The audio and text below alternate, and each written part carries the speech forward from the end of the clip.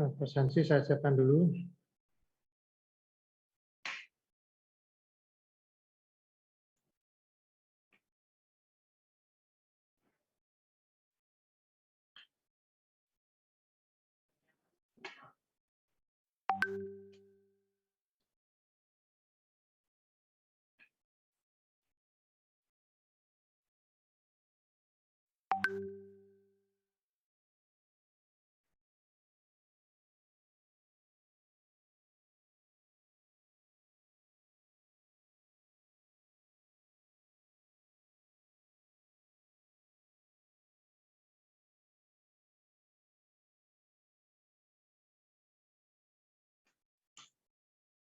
Oke, kodenya udah saya kirim di chat, silakan digunakan.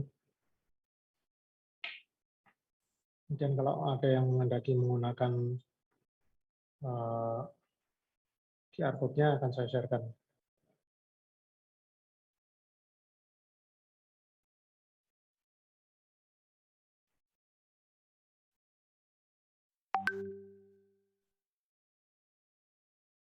Nah, silakan ini QR code-nya bisa digunakan.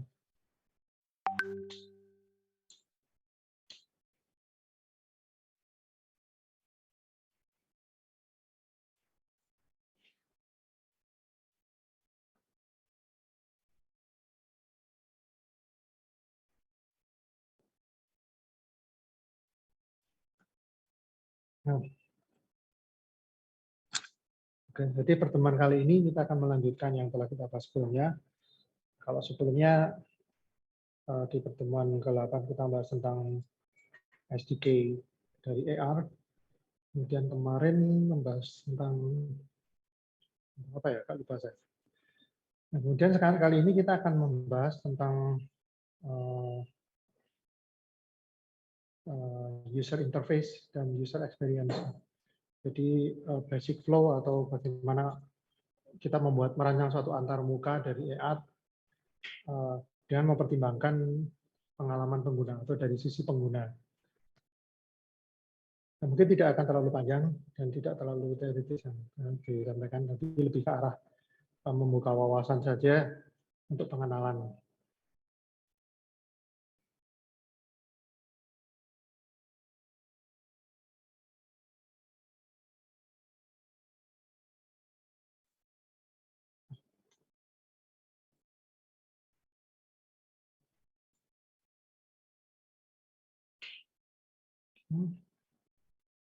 Pertemuan 10 ini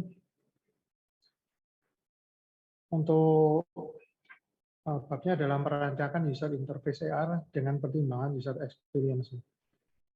Jadi diharapkan mahasiswa akan mampu memahami tentang teknik dasar perancangan sebuah aplikasi berbasis teknologi AR yang mengutamakan sudut pandang user. Jadi dalam merancang aplikasi antarmukanya atau interaksi antara pengguna dengan sistem atau dengan komputer itu diutamakan dari sudut pandang user. Bagaimana pengalaman user dari menggunakannya, kemudahan yang bisa didapat dan sebagainya. Karena sering itu adalah menjadi faktor penentu dari user untuk memilih menggunakan aplikasi tersebut. Jadi kenyamanan dari user dari sisi experience-nya atau pengalaman menggunakannya itu sangat penting. Bahkan mungkin lebih penting daripada fitur-fitur yang disediakan oleh aplikasi tersebut. Nah, di sini kita menggunakan slide bersama saya dengan koordinator.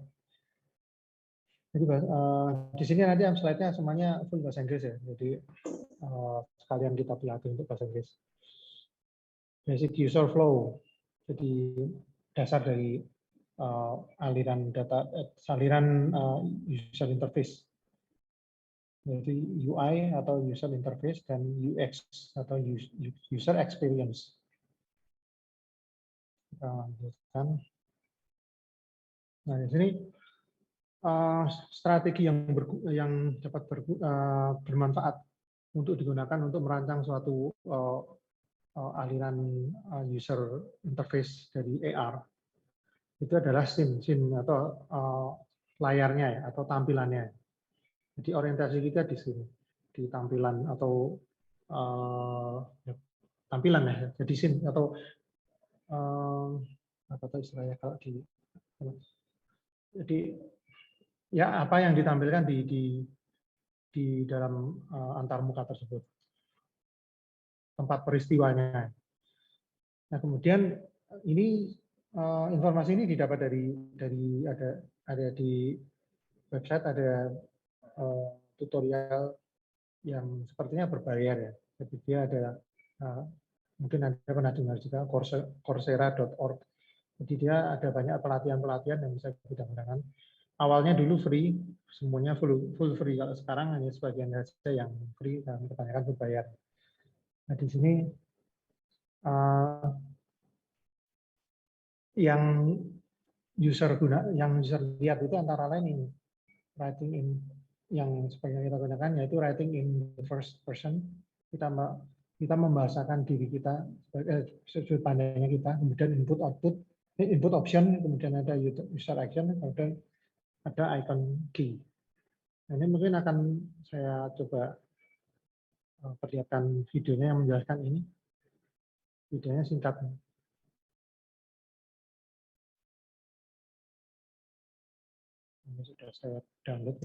Here's a useful strategy for thinking through a basic AR flow. Scene. Put simply, in this section, write what the user sees. Writing in the first person, using I rather than you or he or she, tends to be the most effective way to pre-visualize your user's experience. Input options.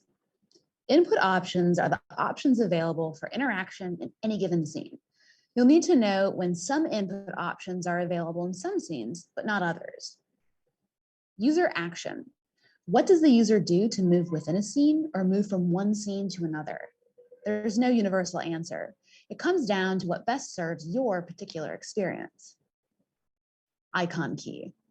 Last but not least, do your future self a favor by writing a key that explains what all these icons mean. This flow from the presentation of the initial scene to the available input options, to the audio cues, and finally to the user action are all things you need to understand and plan out before you actually start creating your AR experience. Jadi sama isinya ya. Jadi di sini dia menjelaskan di dalam yang dijelaskan oleh Coursera itu pembukaannya begini. Jadi ini yang perlu kita pertimbangkan dalam kita merancang AR, aplikasi AR. Pertama, tulislah dari sisi first person itu pengguna. Jadi menggunakan kata saya daripada kamu atau dia. Jadi intinya dalam konteksnya di aplikasi AR tadi lebih ke arah kita memposisikan kita sebagai pengguna.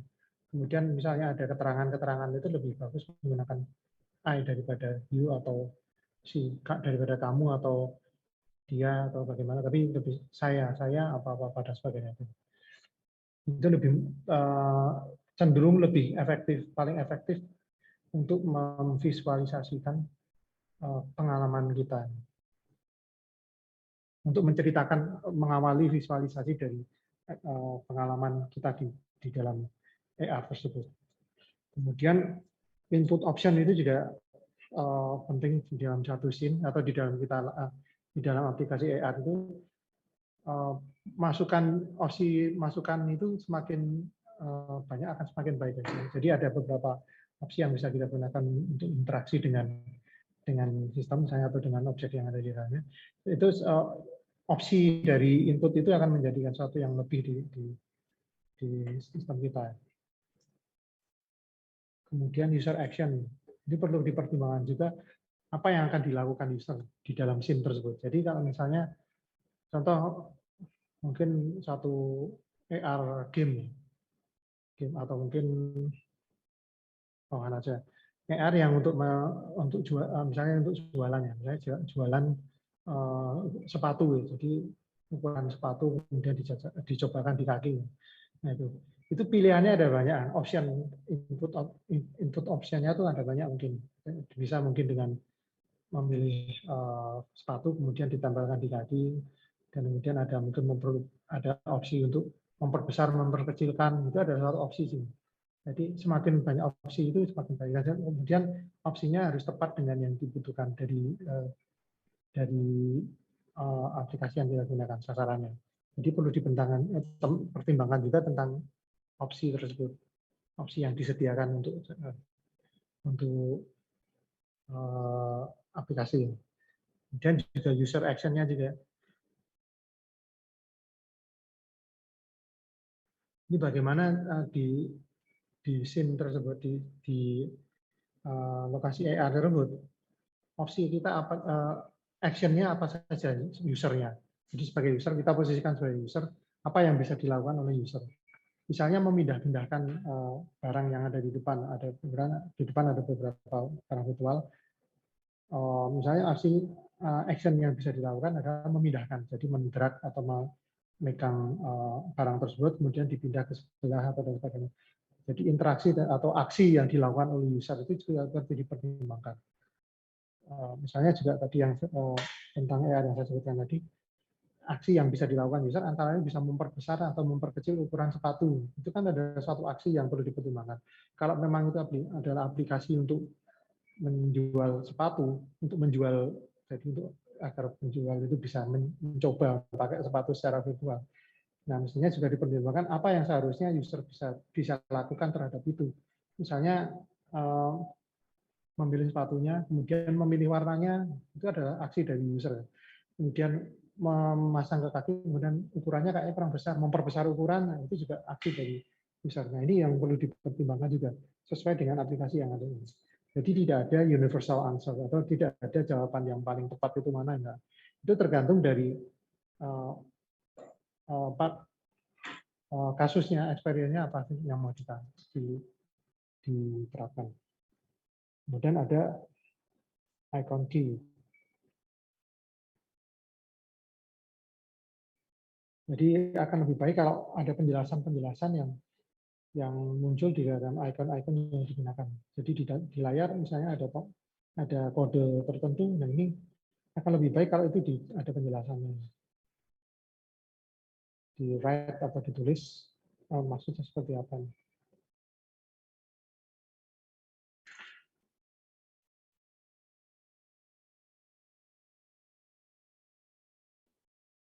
Jadi sebelum membuat AR experience, membuat AR, aplikasi AR, ini yang perlu diperhatikan ya, jadi 4 hal. Kita melihat dari sisi first person, kemudian mempertimbangkan opsi dari input yang bisa diberikan oleh user, kemudian mempertimbangkan aksi dari user, kemudian icon key kalau bisa ya diberi petunjuk lah tentang apa yang kemudian kita lakukan. Nah, user interface dan user experience itu adalah dua bidang yang saling melengkapi dalam satu produk desain. Jadi ada kemiripan ya yang banyak antara keduanya, tetapi UX atau user experience itu lebih ke teknikal. Jadi kalau user interface itu adalah antarmuka antara pengguna dengan sistem tersebut. Bisa itu antarmuka berupa bagaimana kita bisa beraksi, pengguna bisa beraksi terhadap sistem, itu antarmukanya. Bisa menggerakkan, misalnya bisa menggerakkan objek yang ada di AR, kemudian ada yang memperbesar, memperkecil AR, merubah tampilan dari AR. Kemudian tadi kayaknya sudah terlihat tadi tentang masalah dari tempat user action.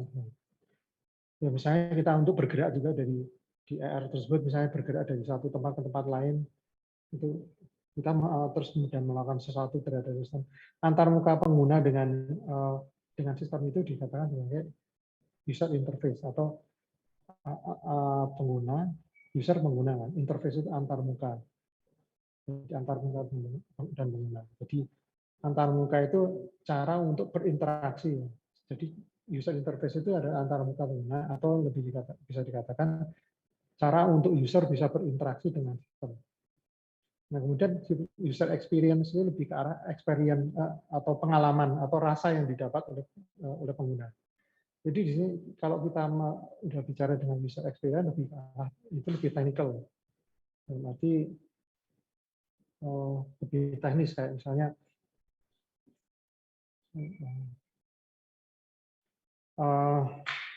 bagaimana pengguna itu merasakan interaksi di dalam dengan sistem. Jadi lebih sudutnya ke arah rasanya, experience.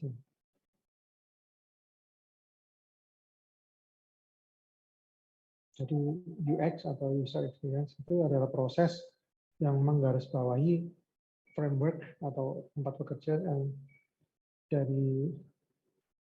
yang memperluas dari user flow untuk membuat suatu produk yang berguna. High usability berarti banyak penggunaannya dan accessibility juga tinggi, aksesnya tinggi dengan user, pengguna terakhir user.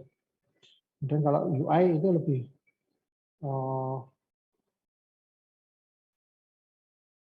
ke arah graphic design, kemudian fokusnya adalah mendesain front end, elemen-elemen dari front end dari interface. Jadi kalau bahasanya UI, ya user interface itu lebih ke arah desain grafisnya, kemudian bagaimana interaksi dengan elemen-elemen yang menginteraksikan antara pengguna dengan sistemnya. Apakah itu bisa berupa interaksi tangan langsung dengan tracking tangan, kemudian ada interaksi berupa apa yang bisa dilakukan di layar, misalnya mendrag atau geser, atau melebarkan atau mengecilkan tangan menggunakan dua jari, dan sebagainya. Itu fokusnya di situ, jadi di desain antar mukanya, elemen-elemen antar mukanya. Sedangkan kalau UX lebih ke proses ya tentang usability dan accessibility. Jadi gimana user bisa menggunakan dan bagaimana user itu bisa mengakses dari sistem. Jadi lebih ke arah level pengalaman penggunaannya. Kalau user interface kan lebih ke arah komponen-komponen yang bisa digunakan untuk interaksi itu apa saja. Kalau UX itu fungsinya itu apa yang bisa, fungsi interaksi apa yang bisa didapat dan kemudian seberapa mudahnya, seberapa nyamannya interaksi itu dijalankan. Jadi UI secara basic ya adalah visualisasi dari aplikasi tersebut yang dibuat.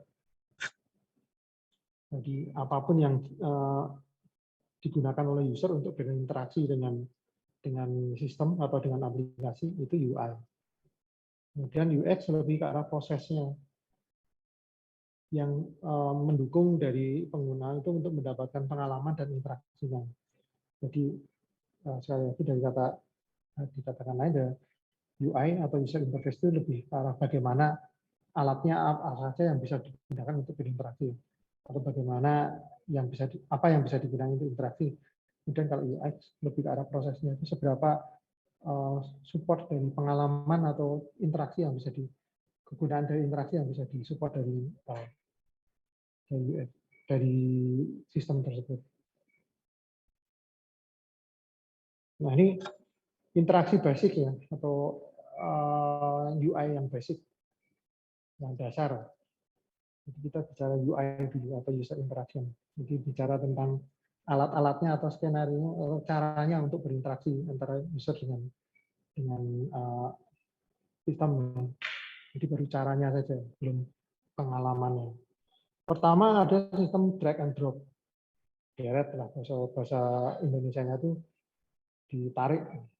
Jadi itu adalah suatu basic interaction yang bisa kita buat di AR, kita rancangkan di AR. Misalnya AR kita akan menampilkan objek yang ada di depan mata, misalnya ada beberapa sepatu, kemudian kita ingin pindah sepatu yang ada di sebelah kiri, pindah ke sebelah kanan.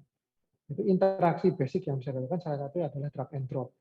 Jadi digeret kemudian ditaruh di tempat lain. Digeret itu diseret atau dipindahkan dengan caranya di sini bisa dicontohkan caranya yaitu gambar dari sepatu yang pertama ditekan, kemudian ditarik langsung tanpa melepaskan jari di layar, ditarik ke tempat yang mau dituju. Maka ketika digaruk itu, ditarik itu, objek tersebut akan ikut bergerak sesuai dengan gerakan tangan. Kemudian ditaruh di tempat yang cocok, kemudian dilepas tarikannya, maka benda tersebut akan seakan-akan dilepas. Jadi drag and drop itu bisa mensimulasikan pengalaman pengguna untuk memegang objek visual, objek VR, objek virtual, kemudian membawa, seakan-akan membawa pakai tangan, kayak memegang, kemudian menaruh di suatu tempat, dilepas. Jadi interaksinya, UI-nya adalah drag and drop. Kemudian experience-nya atau user experience-nya berarti user bisa memegang atau memegang, tapi memegang dalam artian bisa mengatur, bisa memanipulasi objek dengan menggerakkan dari satu tempat ke tempat yang lain. Kemudian yang kedua voice atau suara. Nah ini lumayan menarik, di mana suara itu akhirnya semakin lama akan menjadi cara interaksi yang powerful atau cara kuat, semakin banyak digunakan dan bisa diterapkan di AR. Jadi bisa voice itu berupa pre-program voice command, atau pengguna bisa memerintahkan sistem untuk melakukan sesuatu dengan suara. Tapi suaranya itu sudah di pre-program, jadi di sistem sudah diprogram kalau ada suara ini maka artinya komen ada perintahnya begini. Itu harus diprogram duluan. Nah ini contohnya contoh yang sejauh ini yang sebagai salah satu contoh terbaik yang dalam penggunaannya yaitu Google Assistant SDK. Jadi SDK untuk Google Assistant. Jadi untuk smart interaction. Mungkin ada juga yang sudah pernah menggunakan Google Assistant. Jadi mungkin kita bisa berinteraksi dengan sistem, misalnya HP Android. Kita bisa berinteraksi dengan HP Android hanya dengan suara kita, dengan perintah suara. Nah, kalau yang di Windows ya Cortana. Jadi kita bisa menanyakan sesuatu dengan suara, nggak harus ngetik. Jadi sepertinya gitu. Jadi arahnya memang ke depan perkembangan dari ilmu Natural Language Processing atau NLP, atau pengolahan bahasa asli. Itu dia ilmu kecerdasan buatan yang mengolah bahasa asli manusia. Jadi bahasa asli yang kita gunakan, itu baik itu suara ataupun mungkin tulisan. Intinya bahasa yang digunakan sehari-hari. Itu untuk diolah agar bisa dipahami oleh sistem. Nah, itu perkembangan natural language processing sudah sangat luar biasa. Ya. Kita rasakan ya untuk simpelnya, sebagai contoh misalnya Anda kalau searching di Google atau cari-cari sesuatu di Google udah nggak seperti zaman dulu ya. Kalau dulu zaman saya dulu ketika masih awal-awal pakai Yahoo sama Google masih saingan itu, kalau kita search sesuatu mencari suatu artikel itu ada aturannya. Jadi nulis kalimatnya sama ya, bahasanya misalnya saya mencari tentang augmented reality di misalnya di penjualan, itu kalimatnya dia akan merasa sama persis. Jadi kalau kita menulisnya augmented reality tapi Y-nya jadi I, itu menjadi suatu hasil searching yang berbeda. Kalau kita menulisnya benar-benar augmented reality pakai Y beneran, hasil searchingnya akan sama. Kalau sekarang kan udah munculnya kemudian ada penjelasannya. Maksudmu ini pakai Y ini. Kemudian hasil searching kan sama seperti itu. Jadi sistem sudah cerdas, sudah mengenali bahwa yang diketikkan oleh manusia itu kadang ya keliru-keliru, itu dia bisa mengenali, kemudian yang dimaksud oleh manusia itu seperti apa itu sebenarnya. Jadi saya sering bercanda sama istri saya, kalau istri saya itu ingin tahu sesuatu, dia nulis logo dengan logonya nulis di Google. Kalau misalnya ingin tahu apalah, misalnya apa ya contohnya.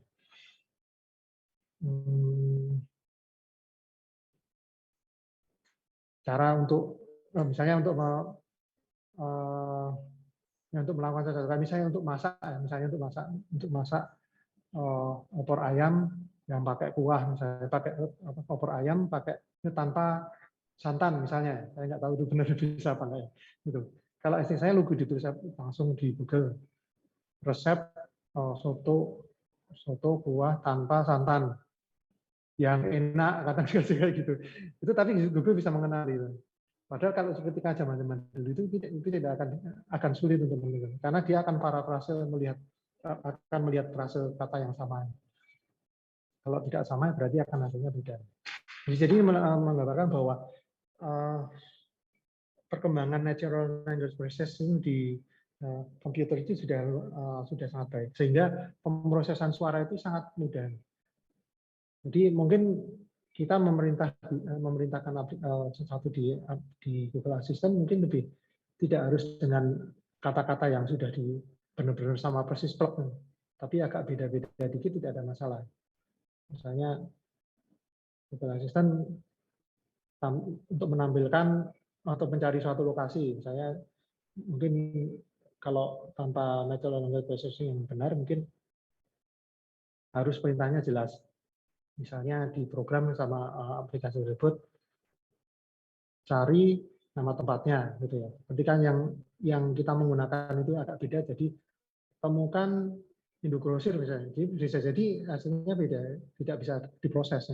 Kalau yang natural language processing jelek, dia hanya menerima perintah benar-benar tulisannya harus cari nama tempatnya apa. Ketika nyebutnya tolong carikan nama tempatnya. Mungkin kalau natural language processing-nya tidak baik ya, dia Google tidak sistem video tidak akan mengeluarkan hasilnya. Nah, tapi dengan perkembangan natural language processing yang baik, maka voice itu akan diterjemahkan menjadi teks mestinya kan. Kemudian teks tersebut dengan natural language processing akan lebih mudah dikenali. Maksudnya orang ini apa sih? Maksudnya dia ngomong itu apa? Jadi ketika perintahnya harusnya cari nama tempatnya, tapi yang oleh penggunanya ngomongnya carikan tempat tersebut, itu tetap dikenali oleh sistem. Nah, di sini makanya voice menjadi satu antarmuka yang penting sekarang, yang jadi basic malah sekarang. Nah, di sini dikatakan juga ada Google Assistant SDK, karena bentuknya adalah SDK, mestinya dia juga menyediakan source code yang bisa kita gunakan. Jadi silakan mungkin Anda bisa mencari informasi tentang SDK tersebut. Benar nggak kita bisa memanfaatkan SDK tersebut untuk kita masukkan dalam program. Jadi dengan itu kita bisa menggunakan fitur-fitur yang disediakan oleh Google Assistant. Itu kita bisa gunakan di program kita. Karena wujudnya adalah SDK atau Software Development Kit. Nah, kemudian di sini ada yang lain yaitu tab. Basis interaksi yang lain yaitu tab. Jadi dengan tab mechanics, user dapat meletakkan objek di dunia tanpa dengan menatap di screen. Jadi salah satu interaksi basicnya adalah tab atau menekan di layar. Jadi misalnya di dalam aplikasi kita akan menaruh barang yang mau ditaruhkan. Jadi di depan kita mau menaruh barang, misalnya menaruh gelas di depan layar kita ya, di HP. Kita sudah opsinya udah gelas, jadi kita opsinya sedang memegang gelas. Kita mau naruh di mana? Tadi yang pertama kan drag and drop ya, ada wujudnya gelas, kita tekan, kita tarik, kita geser.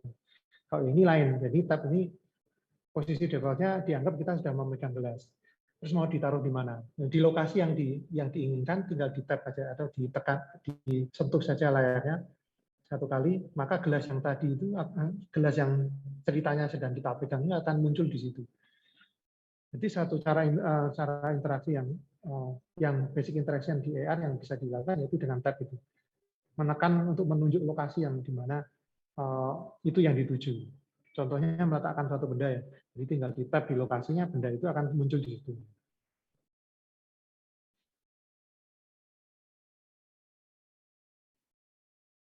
Nah, di sini disebutkan juga, ini lebih menyebutkan AR Core ya. Jadi ini kayaknya sumber ini salah satunya didapat dari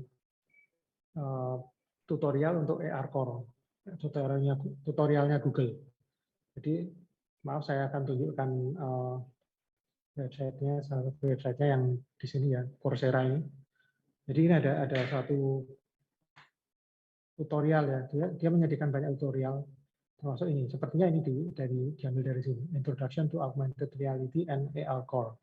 Jadi pengenalan augmented reality dan AR Core SDK. AR Core kan punyanya Google ya, dikembangkan oleh Google. Jadi ini introduction. Ini kebetulan free, kalau misalnya Anda mau join silahkan dicari sendiri, kemudian belajar sendiri. Kayaknya jamnya banyak. Saya lihat di silabusnya ada panjang sampai berapa jam itu. Tapi dipotong-potong kecil-kecil ya, di 11 jam, 11 menit, 11 menit, 11 menit, seperti itu misalnya. Ada kursnya, kemudian ada tugasnya juga yang perlu dikerjakan, kemudian nanti hasil akhirnya kalau misalnya Anda mendaftar dengan ini mungkin akan mendapatkan sertifikat dari Google. Lumayan kan? Sertifikatnya cukup valid ya, cukup berguna ini karena dari Google. Google kan terkenal juga. Nanti di kuliah Anda yang Anda persyaratan lulus kan harus ada kompetensi 10++. Ini bisa digunakan untuk itu. Kemudian untuk kerja juga mestinya akan sangat dikenali, diakui. Nah di sini sebentar, saya agak bisa.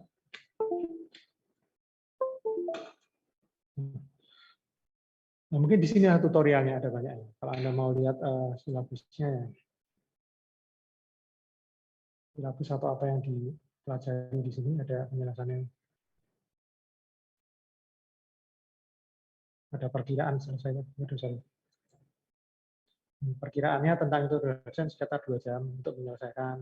Basic AR functionality sekitar 3 jam, ini sekitar 3 jam dan sebagainya. Nah, ini yang bisa Anda pelajari sendiri. Tapi kayaknya bayar. Ya kayak tadi itu free ya, tapi mungkin ada bagian yang berbayar. Nah, kembali ke sini lagi ya. Jadi ini nyebutkannya AR Core. Jadi di AR Core juga untuk tapping ini, untuk menaruh benda, dia menggunakan ray casting. Jadi bisa dibayangkan misalnya kan benda yang ditangkap oleh kamera AR itu kan lokasinya 3 dimensi ya sebenarnya. Jadi meja yang ada di depannya itu kan jaraknya ada kan. Tapi kalau di tampilan di layar HP kan ya nggak ada jarak, kan adanya cuma tampilan 2 dimensi. Kan HP kan itu 2 dimensi ya. Jadi kemudian AR dalam meletakkan benda yang dimaksud itu secara tepat. Jadi kalau misalnya tadi yang saya contohkan memegang gelas, kita memegang gelas terus menaruh di gelas di atas meja, kita klik di layar meja, nanti benar bisa letaknya itu tidak terlalu jauh, bisa pas di atas meja tersebut, tidak terlalu dekat malah jadi melayang di depan kamera kita. Itu dia menggunakan ray casting. Ray casting jadi menggunakan ya dikatakan ditarik garis dari titik yang gambar yang kita lurus sampai ke depan terus sampai mentok ke benda apa. Kebetulan bendanya adalah meja. Jadi itu terus kemudian AR Core tahu, oh jadi maksudnya itu gelas itu mau ditaruh di meja situ. Jadi tidak melayang di atas meja di depan layar itu, tapi ditaruh di depan situ. Jadi karena adanya ray casting itu jadi bisa tahu, sistem akan tahu, AR Core akan tahu maksudnya itu menunjuk mana, ke benda apa.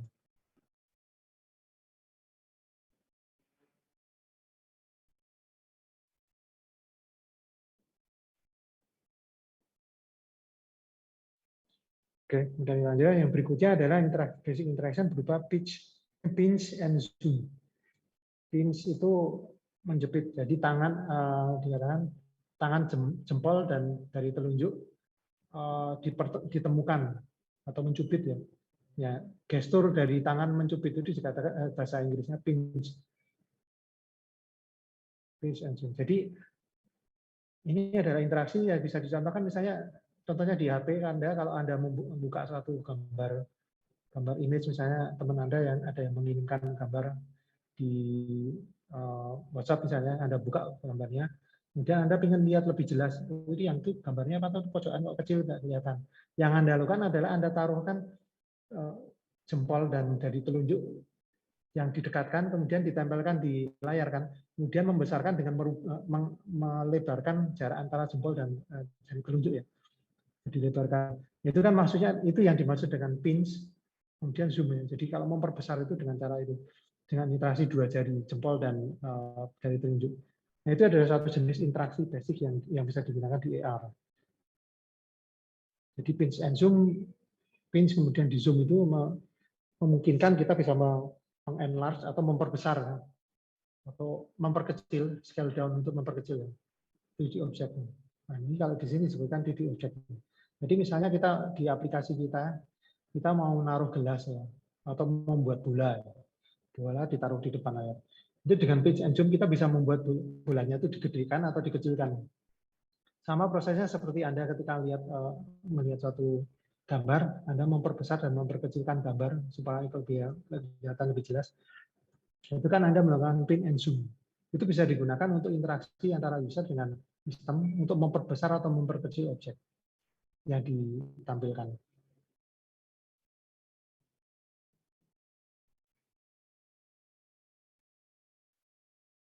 Nah, juga bisa juga hal yang lainnya. Seperti contoh di sini game panah ya, menggunakan panah.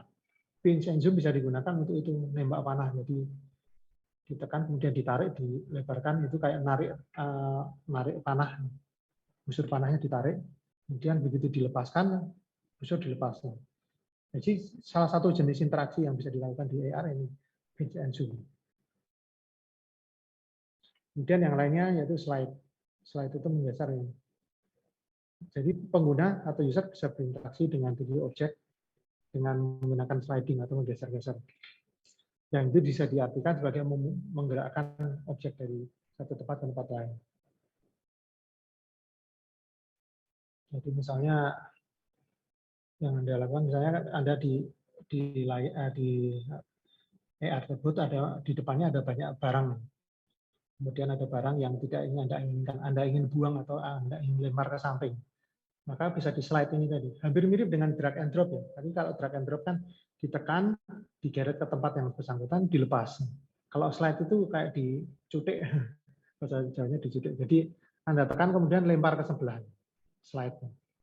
Ya sama seperti tadi gestur ini sama dengan gestur ketika Anda membuka halaman di layar HP ya. Anda membuka halaman atau menggeser-geser kalau browsing itu adalah slide, proses slide itu menggeser. Nah, ini adalah suatu interaksi basic yang bisa digunakan di dalam AR. Kemudian ada tilt, itu hubungannya dengan accelerometer dan gyroscope. Jadi di HP sudah ada kebanyakan ya, enggak semuanya tapi kebanyakan sudah mempunyai sensor accelerometer dan gyroscope yang bisa digunakan untuk menentukan orientasi dari smartphone tersebut. Nah, ini bisa digunakan untuk basic AR interaction, yaitu dengan tilt, memiring-miringkan HP. Jadi sebagai contoh misalnya game pesawat atau game balapan, itu kita bisa membuat interaksi antara pengguna dengan sistem itu seakan-akan jadi kayak setir atau kendali dari pesawat tersebut atau kendali setir mobil. Jadi ketika smartphone dipiringkan ke kiri, miringkan ke kiri, itu seakan-akan kita menggunakan setir dibelokkan ke kiri. Begitu juga ke kanan juga sama. Kemudian misalnya kalau yang game pesawat diangkat ke atas atau dimiringkan ke atas, itu seakan-akan kayak menarik throttle joystick dari pesawat untuk pesawat naik. Ini kan adalah suatu interaksi yang basic karena memang sudah disediakan di smartphone dan umum digunakan. Jadi ini antara interaksi yang bisa digunakan. Jadi basic interaction AR yang bisa digunakan. Ini antara ini yang sering kita temui juga, dan ini juga bisa jadi salah satu barang untuk rancangan Anda ketika Anda membuat AR, aplikasi AR. Itu antaranya interaksi berupa drag and drop, sekali lagi saya ulang ya, drag and drop. Kemudian ada penggunaan voice atau perintah suara, kemudian tap atau menekan di satu titik, kemudian pinch and zoom. Jadi Anda biasanya kalau menzoom untuk memperbesar atau mengecilkan sesuatu objek. Kemudian slide atau menggeser, ibaratnya kayak Anda menggeser-geser halaman, ganti halaman. Gitu. Kemudian tilt atau memiring-miringkan dari smartphone Anda. Nah, ini 6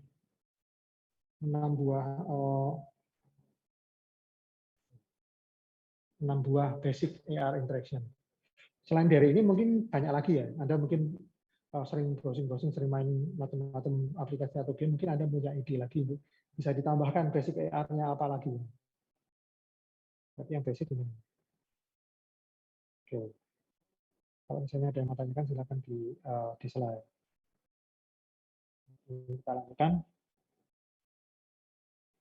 Visualization atau penampilan atau ya tampilan dari aplikasi. Nah, di sini sebelum membuat atau menciptakan aplikasi AR ini penting untuk dipertimbangkan lebih dalam, yaitu tentang desainnya.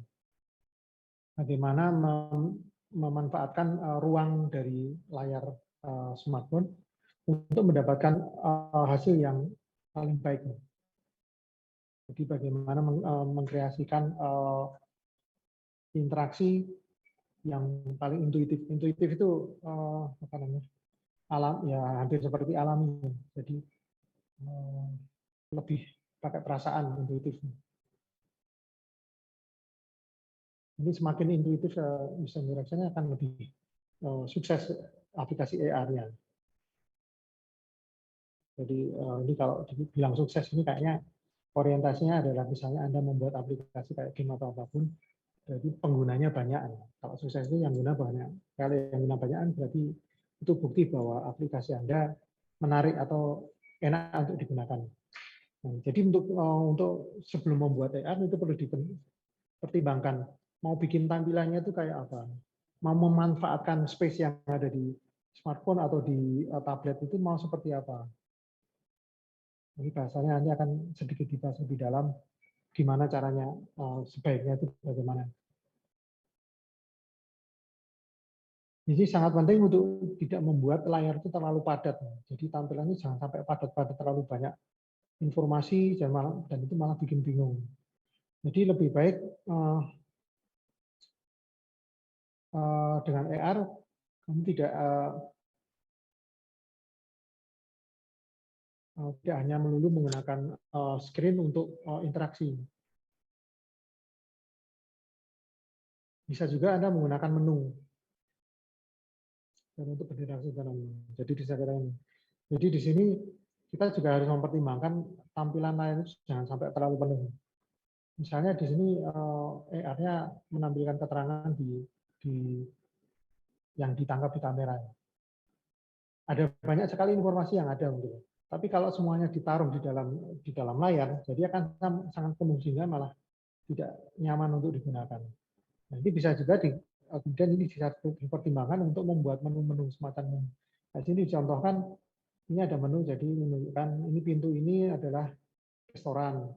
Informasinya minimalis, jadi cuma icon, kemudian ada icon, maksudnya kemudian ada apa itu 2M meter, oh jarak itu meter. Jadi cuma ada ikonnya atau ikonnya, kemudian jaraknya berapa.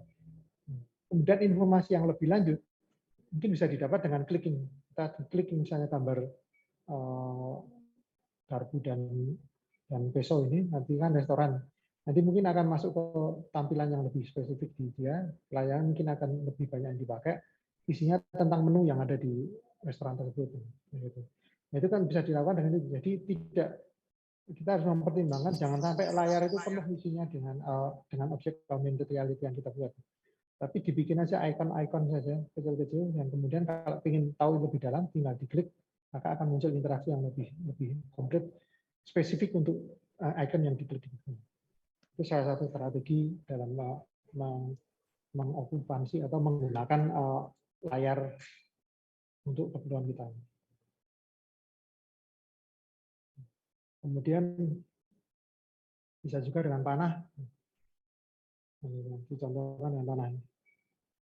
Jadi informasi bisa diantarkan. Jadi ini kalau dilihat dari gambarnya ini bisa dibayangkan ini kayak semacam aplikasi AR untuk teknisi ya, perbaikan mobil ya. Misalnya di sini mobil tidak ada tulisan mobilnya apa, tapi yang saya tahu salah satunya yang sudah menggunakan PR untuk teknisi ini BMW kalau nggak salah, BMW.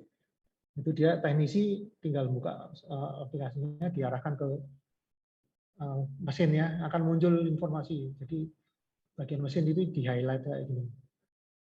Kemudian kalau kita ingin tahu lebih dalam, misalnya di mesin ini bagaimana, ini di sini di tanda panah ini bisa diklik, nanti akan muncul informasi lebih dalam. Kayak misalnya ini mensimulasikan bagaimana kita membongkar mesin.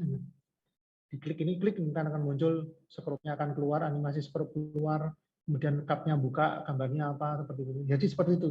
Jadi interaksi user dengan sistem dilakukan dengan cara ini. Meng-highlight barang yang dituju, kemudian ada tanda panahnya untuk menunjukkan ini yang kalau mau melakukan ini ya tinggal klik aja tanda panahnya. Ini salah satu contoh best practice atau penerapan yang contoh baik dari penerapan untuk user interface. Dan kita lanjut.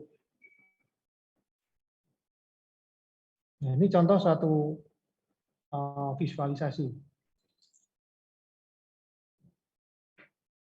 Jadi di sini tampilannya ya, ini nggak tahu aplikasinya apa, mungkin Google Map atau apa ya.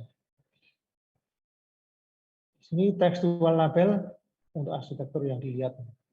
Jadi di sini aplikasi ini kalau diarahkan ke layar, mestinya aplikasi akan mendeteksi kita sedang berada di mana ya. Kemudian melihat scene gambar di sekitar ini, oh arahnya berarti kita akan sedang di mana, ngadep kemana. Maka akan ketahuan objek-objek yang di depan ini apa saja. Misalnya di sini ada bangunan namanya Doom Grass, kemudian ada bangunan lain namanya Doom Church, dan sebagainya. Ada stadion, kemudian main place. Ini dia dalam pembuat aplikasi tersebut dalam meletakkan objek augmentasinya itu berupa seperti ini. Suatu objek augmentasinya adalah label atau tulisan label tentang arsitektur atau bangunannya itu bangunan apa. Nah, dia menggunakan strategi tulisannya itu tidak diletakkan di atas bangunan tersebut, tapi di tempat di atas, jadi nutupi langit ya. Nah, langit kan nggak perlu dilihat, jadi dia menaruh strategi tulisan ditulis di langit, kemudian kasih garis ke bawah ke arah bangunan yang dituju. Ini adalah salah satu contoh visualisasi yang baik, di mana jadi gambarnya ini akan lebih terlihat jelas tanpa tertutupi tulisan-tulisan ini, tapi juga keterangannya jelas. Tulisan ini bisa menjelaskan bangunan ini apa. Ini ada salah satu strategi visualisasi yang baik. Kemudian yang kanan juga contohnya juga untuk pollution level on street. Ini aplikasi untuk melihat polusi di jalan. Polusi ya, bukan polisi ya. Jadi ini kemudian titik-titik ini menjelaskan polusi tersebut. Ini visualisasi. Jadi kita lihat bahwa visualisasi itu penting. Dalam merancang AR kita perlu mempertimbangkan visualisasinya, tampilan dari aplikasi kita. Nanti akan kita bahas lebih lanjut. Ini contoh yang baik. Tampilannya seperti ini, kemudian yang kanan seperti ini. Nah, ini contoh satu cara untuk dalam teknik visualisasi. Highlighting of objects and parts. Jadi menebalkan atau highlight itu kayak menggarisbawahi, ya menebalkan ya, atau mengasih semacam garis atau warna yang khusus. Menjelaskan atau mewarnai khusus dari objek atau part atau bagian yang dituju. Jadi fokus dari visualisasi itu dapat di-emphasize untuk menghindari gangguan visual dari background. Jadi di sini dicontohkan, ini ada gambar, ini objek yang kita ini hanya augmented reality atau objek nyata ya, kan mungkin objek nyata ya. Kemudian intinya di sini karena kita di aplikasi ini bahasannya adalah membahas tentang gambar ini, robot ini, maka teknik untuk membuat robot ini biar lebih jelas dan tidak tercampur dengan gambar yang di background, jadi yaitu dengan highlight. Kita lihat di sini di pinggir-pinggirnya ini ada kayak bayangan putih, jadi memperjelasnya. Jadi kayak ibaratnya kalau tulisan itu di stabilo. Jadi kayak ballpoint yang membuat berwarna tapi tembus warna hitam. Nah, ini dilihat nanti sekelilingnya di highlight. Jadi di sini akan terpisahkan antara objek yang jadi fokus dengan background-nya. Karena kita di tampilan ini butuhnya kita ingin lihat objeknya ini ya, bukan lihat background-nya. Nah, maka teknik highlighting ini ya di gambarnya di sekelilingnya diwarnai, dibikin cerah atau dibikin background putih, kemudian gambar yang aslinya tetap dibikin jelas apa adanya, background dibuat jadi blur, ini highlighting. Dan ini sepertinya juga garis-garis ini mungkin bisa jadi menggunakan virtual ya, saya kurang tahu. Tidak ada penjelasan soalnya. Nah ini highlighting ini bisa digunakan untuk meng-highlighting objek atau part atau bagian. Jadi mungkin meng-highlighting bagian mata. Mata aja yang disoroti, yang lainnya mungkin dibikin blur atau gimana. Itu adalah salah satu teknik untuk antarmuka visualisasi pengguna dengan usernya. Jadi difokuskan dari objek yang sedang dibahas. Kemudian melanjutkan.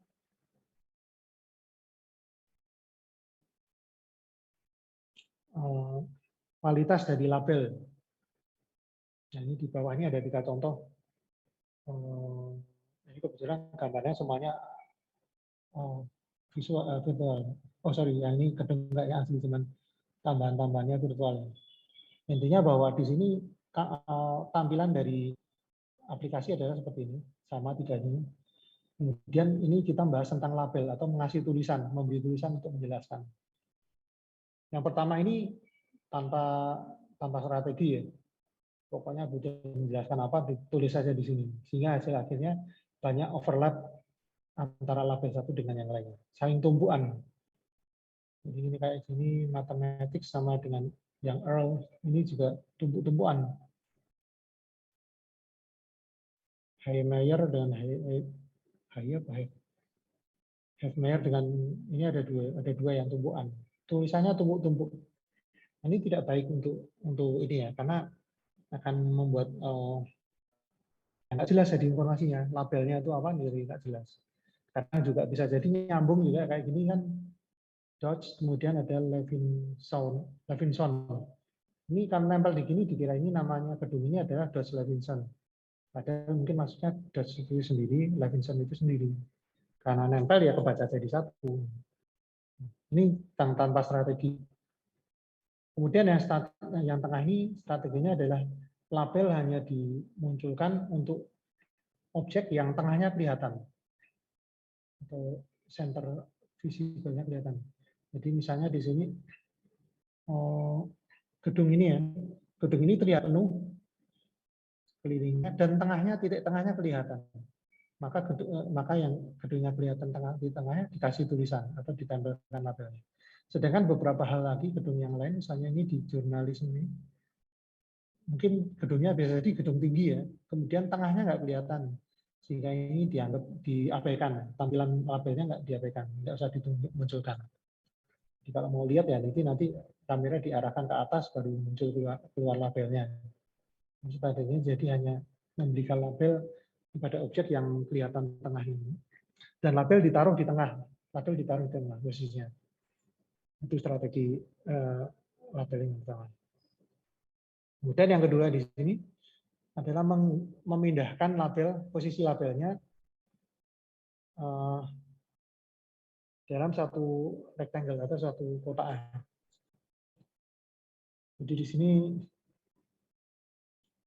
tulisan-tulisan ini difokuskan di daerah tertentu, di kotak-kotak tertentu. Jadi untuk label ini, contoh ini yang Tupin ini memang ditaruh tulisannya akan ditaruh di sini. Jadi tadinya yang kalau di gambar yang paling kiri itu yang apa adanya, yang lugu ini tulisannya di sini menjelaskan gedung yang Tupin itu ada di sini. Ini ditulis di sini. Nah ini dia sudah disediakan tempat yang lain di atasnya. Sehingga dipindahkan label dari yang harusnya kalau ditampil asal padanya itu ada di bawah ini akan dinaikkan ke atas ini. Chandler juga sama ini. dikasih tempat di atas, jadi ditaruh di atas. Jadi strateginya adalah memindahkan label ke tempat yang sudah ditentukan. Selanjutnya, saliency for view management.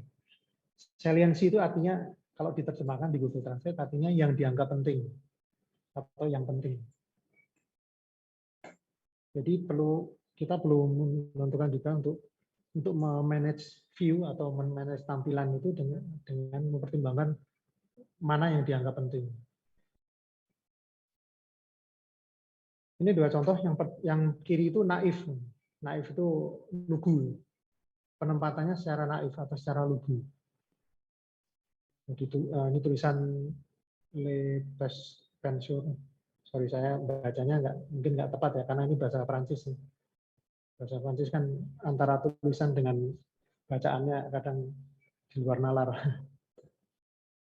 Jadi Le Pensur itu ada, ini menceritakan mungkin patung ini. Kemudian hotel 18 nomor 18 ini juga ini menceritakan bangunan ini. Kemudian di Frau ini objek patung yang ini maksudnya itu. Jadi ini labelnya maksudnya untuk menjelaskan bangunan-bangunan ini. Dan ini ditaruh secara naif atau secara lugu. Dan bisa jadi ini mungkin dengan strategi yang sebelumnya, jadi nomor 2 ya. Jadi menaruh tulisan atau label di tengah-tengah, titik tengah dari objeknya. Ini objeknya kan di sini, titik tengahnya di sini, ditaruh saja tulisannya di sini. Hotel juga taruh saja tulisannya di tengah-tengah ini. Ini adalah satu cara penempatan yang naif atau lugu.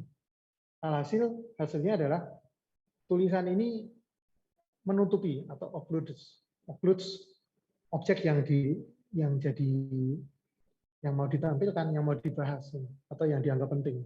Jadi yang di sini di foto ini harusnya itu yang dianggap penting adalah objek ini. Objek patung kiri ini, kemudian bangunan hotel, kemudian yang patung kanan. Ini adalah objek yang penting. Kalau penempatan labelnya itu naif atau jujur, lugu, maka tulisan labelnya itu malah justru akan menutupi objek tersebut. Atau occludes objek tersebut. Occludes ini uploading seperti yang dibahas kemarin, jadi masalah yang maunya nutupi barang benda nutupi yang lain. Nah, ini jadi labelnya malah justru nutupi. Di sini karena belum ada view management yang mempertimbangkan saliensi atau mempertimbangkan barang yang penting yang mana. Asal tempel saja.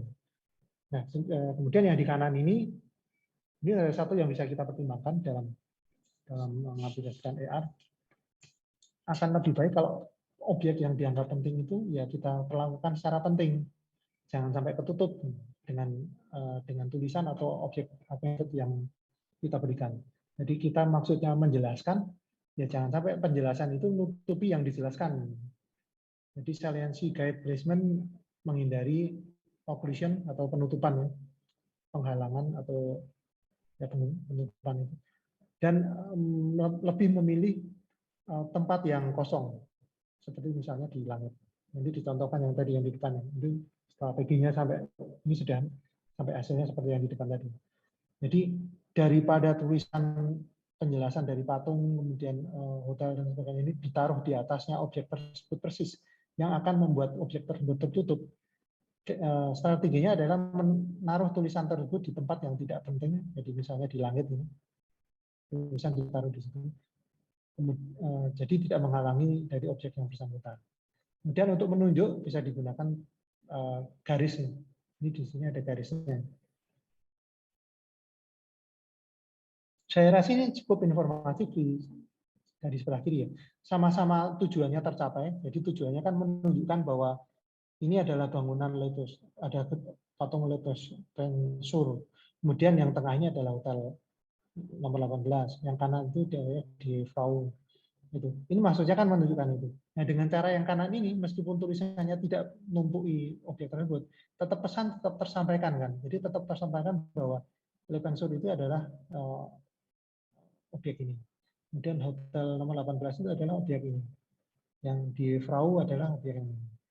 Jadi gitu strategi dari penampilannya, kita taruh tulisan itu di tempat yang kosong yang tidak penting. Kemudian tarik satu garis yang mengarah ke objek yang sedang yang dijelaskan oleh tulisan tersebut.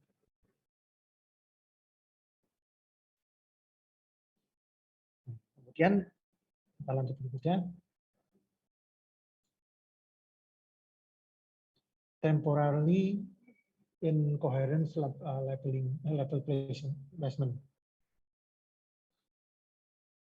Jadi bahkan jika layout sudah ditempatkan dengan baik atau ditemukan dengan baik, itu tetap masih mungkin muncul suatu oklusi-oklusi. Jadi di sini sebagai contoh, yang sebelah kanan ini jadi contoh logonya. Ini label sudah ditempatkan baik, seperti strategi sebelumnya, ditaruh di tempat yang tidak menutupi objek yang digunakan. Misalnya ditaruh seperti itu ya, ditaruh di atasnya, di sekeliling dari objeknya ini. Itu pun masih muncul occlusion atau muncul penutupan atau ketutupannya muncul, masih ada. Antara lain ini, yang pertama annotations include occluding each other. Annotation atau tulisannya atau labelnya tadi atau penjelasan itu saling menutupi. Sebagai contoh, karena sebelah kanan ini ada ini brain sama skull, ini tumpuk-tumpukan. Jadi si tulisan brain ini ketutupan sebagian oleh skull, tulisan skull. Ini contoh annotation occluding each other atau anotasi atau catatannya ketumpukan, tumpuk-tumpukan dengan yang lainnya. Ini masih mungkin terjadi dengan strategi yang sebelumnya tadi. Jadi pembahasan tentang strategi tadi belum tuntas ya. Bahasanya tambah ini. Perlu dihindari ini. Annotation yang saling tumpuk-tumpukan. Kemudian annotation menutupi objek. Nah ini ternyata yang strategi yang tadi belum sukses ya. Masih ada anotasi ini, teeth, terutama teeth ya. Ada I juga. Ini masih nutupi objeknya. Objek yang mau dijelaskan ketutupan tulisan teeth atau tulisan gigi. Kemudian ketutupan tulisan I juga. Ini karena penempatan yang kurang baik. Dan masih ketutupan juga. Meskipun dia pakai panah. Kemudian leader lines crossing each other. Garis yang menjelaskan, garis yang menunjukkan ini, itu saling tumpuk-tumpukan. Seperti contoh di bawah ini. Penjelasan tentang ini muscle ya, atau otot. Ini menunjuk ke pipi sebelah ini kan. Garisnya taruh sini.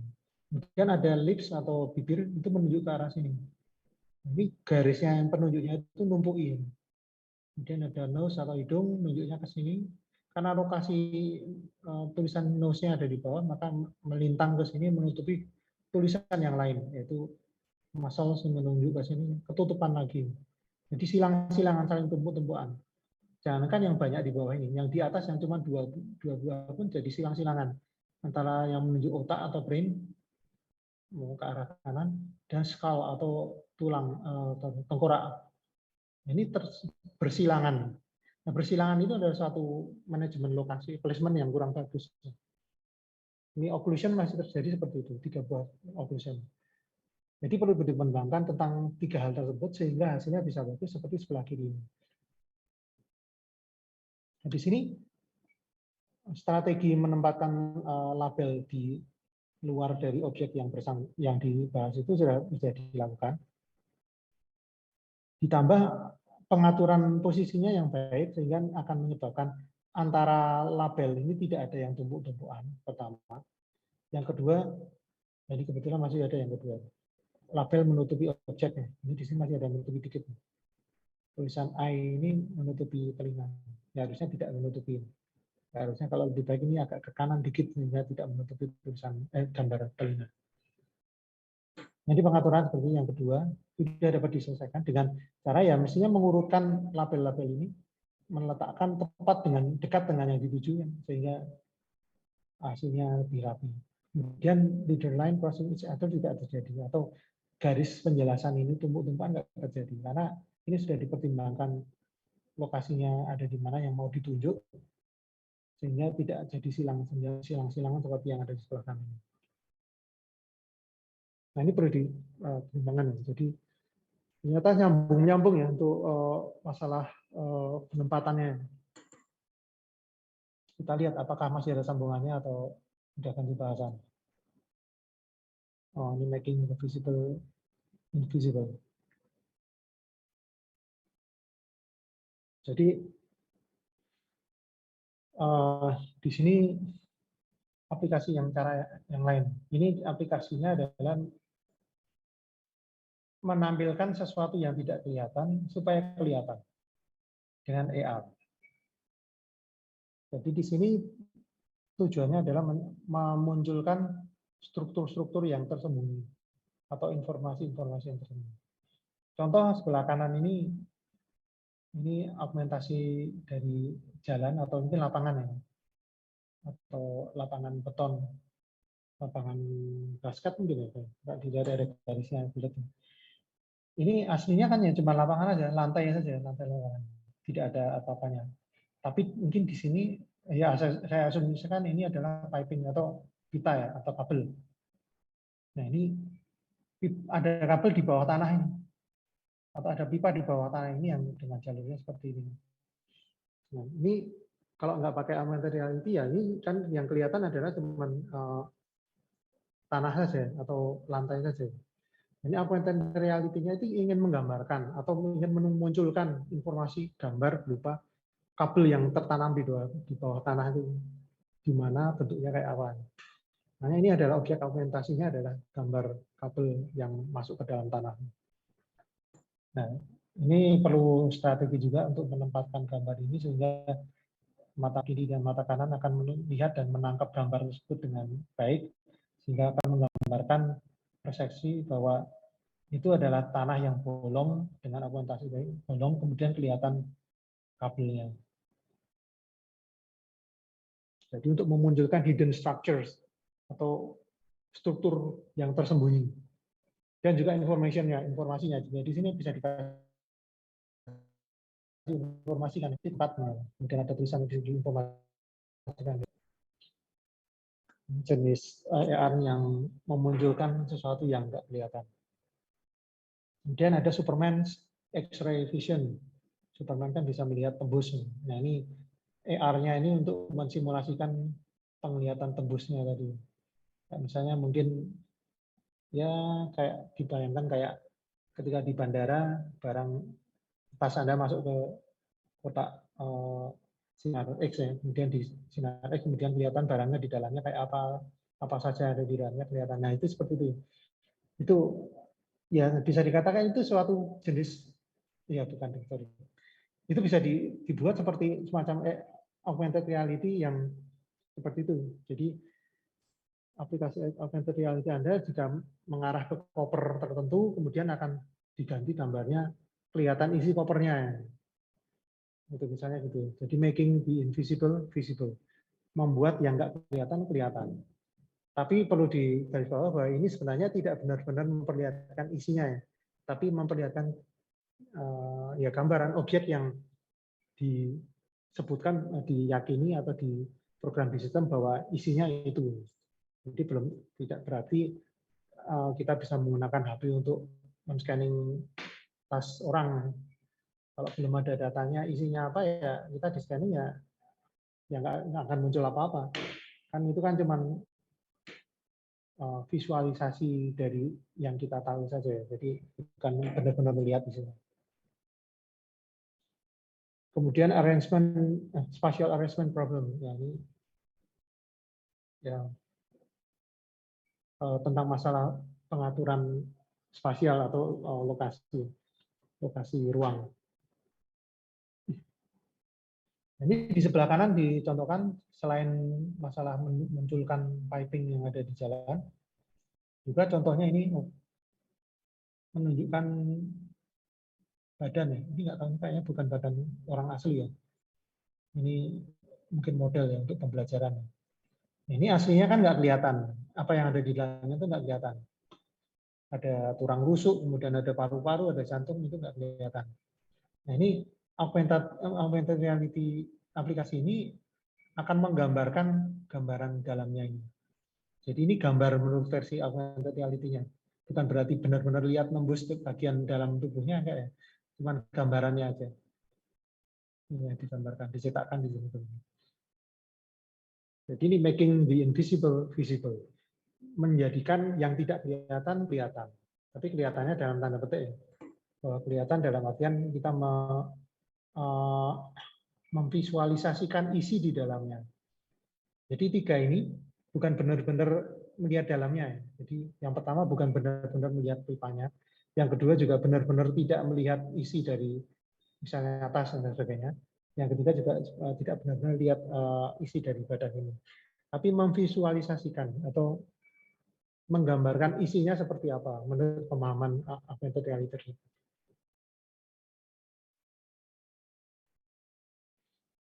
Oke, kita lanjutkan.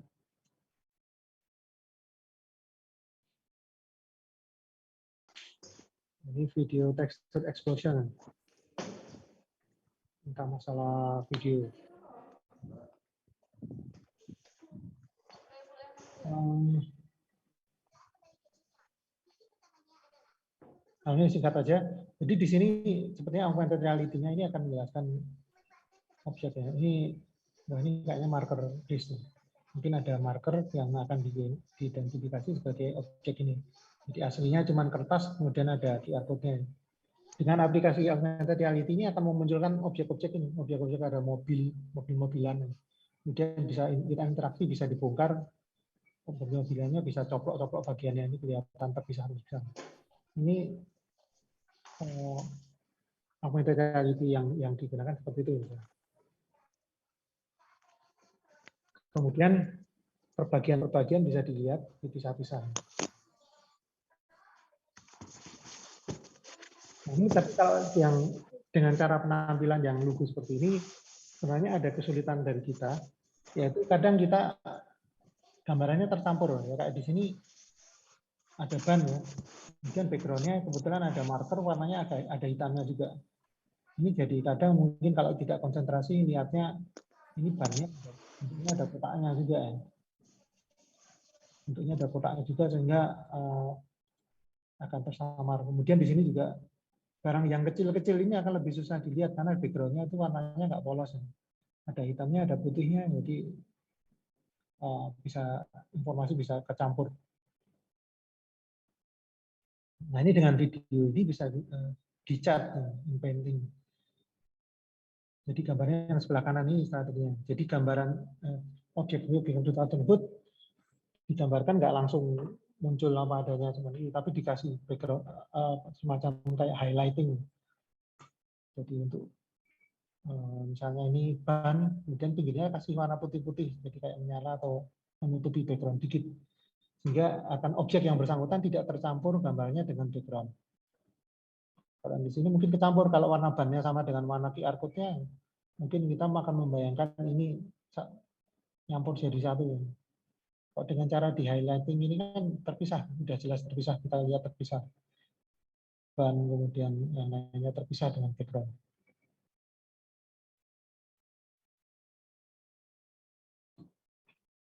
Nah kemudian kalau misalnya ada lubang yang besar sekali, jadi misalnya objeknya berupa lingkaran besar, lalu strateginya bisa dengan ditampilkan virtual data saja. Jadi misalnya ini strategi yang sudah bagus ini tidak berhasil juga dengan highlighting ini. Mungkin bisa dipertimbangkan markernya memang pakai ini, tapi langsung background-nya dibikin putih semua. Sehingga benar-benar objek virtualnya yang kelihatan. Oke, kita lanjutkan. Nah, sekarang bahas interaction.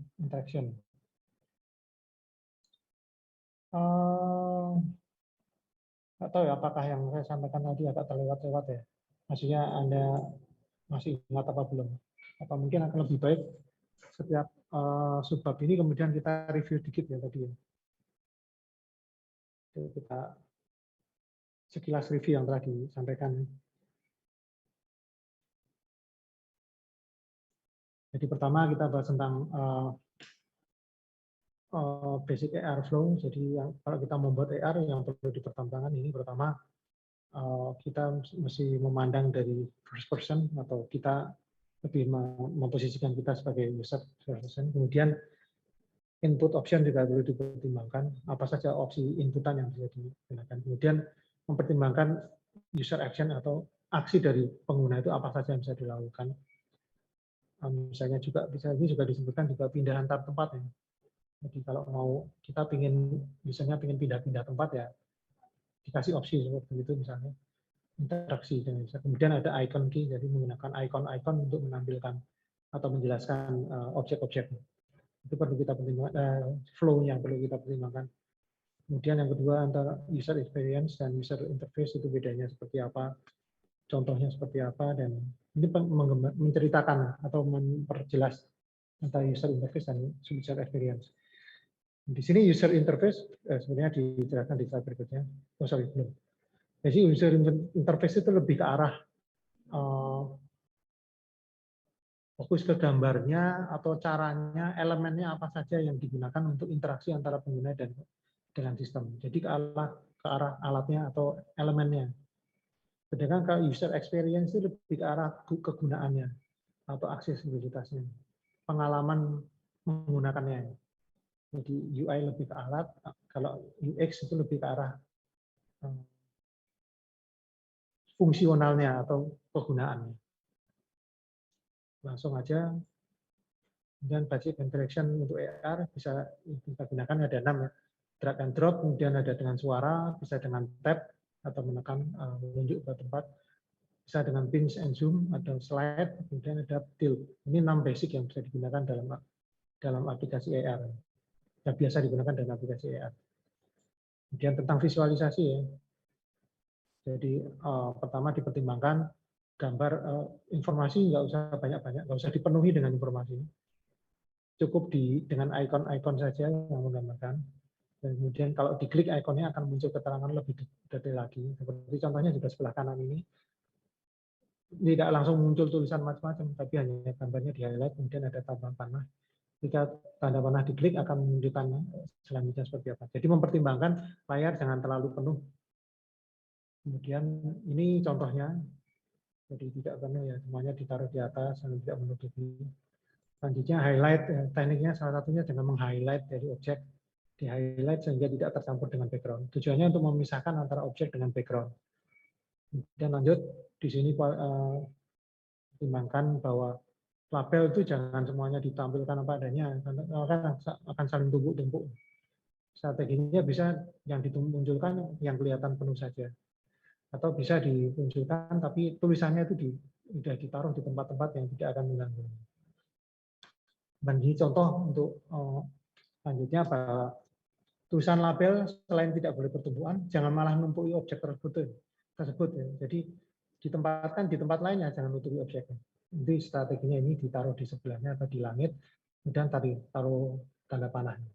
Nah untuk strategi yang penaruhan ini juga masih ada resiko occlusion juga, yaitu berikutnya ini. Dan sebelah kanan ini banyak tumpuk-tumpukan. Pertama antara label dengan label tumpukan. Kemudian antara label nutupi objek yang dituju, yang diceritakan. Kemudian yang ketiga, tanahnya itu tumpuk-tumpukan. Ini tidak begitu bagus. Sebaiknya dibuat seperti yang sebelah kiri ini. Label teratur di luar, tidak menumpuki objek. Kemudian label tidak saling numpuk, tidak menumpuki objek juga. Kemudian tanahnya juga tidak saling tumpuk-tumpukan. Selanjutnya, apalagi yang perlu digunakan, nah ini tentang making invisible visible. Bagaimana kita bisa mempertimbangkan untuk membuat aplikasi AR untuk menunjukkan visualisasi dari barang-barang yang tidak kelihatan. Contohnya melihat tembus seperti ini. Lanjutkan video juga tentang video tadi dengan highlighting ya. Tadi juga disebutkan highlighting ini, teknik highlightingnya, sehingga objek-objek yang tadinya kecil-kecil dan bisa tercampur gambarnya dengan background tidak bisa terpisahkan dengan adanya highlighting. Nah, jadi kalau misalnya ada yang tanyakan, saya ditanyakan, bisa ditanyakan. Kalau tidak ada, saya lanjutkan tentang interaction atau interaksinya. Nah, untuk interaksi antara pengguna dengan objek-objek yang ada di dalam sistem, itu bisa dengan cara banyak cara. Misalnya di ini augmentation placement atau penempatan augmentasinya. Penempatan augmentasi itu bisa dibuat dengan menempatkan benda-benda tersebut relatif terhadap pengguna, baik itu kepala maupun body. Jadi strategi ini kayaknya jadi kayak dua ya. Yang ini strateginya kalau membuat aplikasi, ya barang-barang virtualnya itu ditaruh yang dekat dengan pengguna sehingga bisa lebih mudah berinteraksi. Kepala dekat dengan kepala, orientasi dengan kepala. Jadi ketika kita bergerak, objek itu akan mengikuti pergerakan kita. Jadi orientasinya adalah dengan tubuh dan pengguna dan kepala pengguna. Tapi juga bisa juga objek augmentasi tersebut interaksinya atau orientasinya ditempelkan terhadap lingkungan. Sebagai contoh ini objeknya gelas ya. Objek gelas itu tidak ditaruh di lokasi tergantung dari orangnya. Orang yang nonton sedang ada di mana. Misalnya orangnya ada jauh dari gelas, bukan terus gelasnya didekatkan jadi melayang-layang seperti ini. Tapi objek yang berfungsi seperti ini ya harus ditempatkan menurut lingkungannya. Jadi misalnya objek gelasnya harus di atas meja ya berarti dia berada di atas meja, nggak peduli orang ini atau pengguna ini mau bergerak seperti apa, mau maju mundur ke kiri kanan, itu tetap gelas harus tetap di situ. Dan ini juga tembok juga sama. Mungkin ada hiasan dinding yang menempel di tembok, ya sama. Dia orientasinya terhadap lingkungan, bukan terhadap pengguna. Atau juga ada yang free space, jadi memang benar-benar ditempatkan di tempat yang free. Ya, jadi ada orientasinya. Jadi dalam menempatkan objek itu bisa ditempatkan berdasarkan relatif atau berdasarkan pengguna, baik kepala maupun badan. Kemudian bisa juga berdasarkan environment atau relatif terhadap lingkungan. Contoh yang berdasarkan lingkungan ini 3 objek ini ya. Memang ditaruh karena memang didekatkan sama penggunanya. Jadi kemanapun pengguna bepergian, dia akan mengikuti. Itu salah satunya. Yang kedua yang ini tadi kayak objek-objek yang ada di table, kemudian wall, kemudian di space ini orientasinya lingkungan. Jadi nempel di lingkungan, nempel di meja, nempel di tembok, nempel di melayang, gitu. Jadi tidak tergantung dari pengguna. Jadi 2 macam augmentasi placement atau penempatannya. Selanjutnya di sini skeleton tracking, melacak kerangka tubuh. Jadi ini lebih diarahkan pada full body tracking. Jadi melacak keseluruhan tubuh, pergerakan seluruh tubuh. Jadi skeleton tracking itu menyediakan input dari seluruh tubuh. Pergerakan dari seluruh tubuh pengguna itu ditransformasi atau dirubah menjadi panah. Nah, ini dicontohkan di sebelah kanan ini. Aplikasi augmented reality tersebut juga men-tracking orang tersebut, pergerakan orang yang ditangkap di kamera ya. Ada orangnya bergerak seperti apa, tangannya seperti apa, itu semuanya dilacak menggunakan skeleton tracking atau kita memperhitungkan tulang-tulangnya geraknya kayak apa. Intinya pergerakan orang itu secara full seluruh badan diamati. Nah, kemudian diwujudkan dalam panah. Jadi kelihatan panahnya, geraknya kayak apa, wujudnya panah. Misalnya seperti itu. Jadi skeleton tracking digunakan untuk full body tracking atau whole body tracking. Whole itu keseluruhan.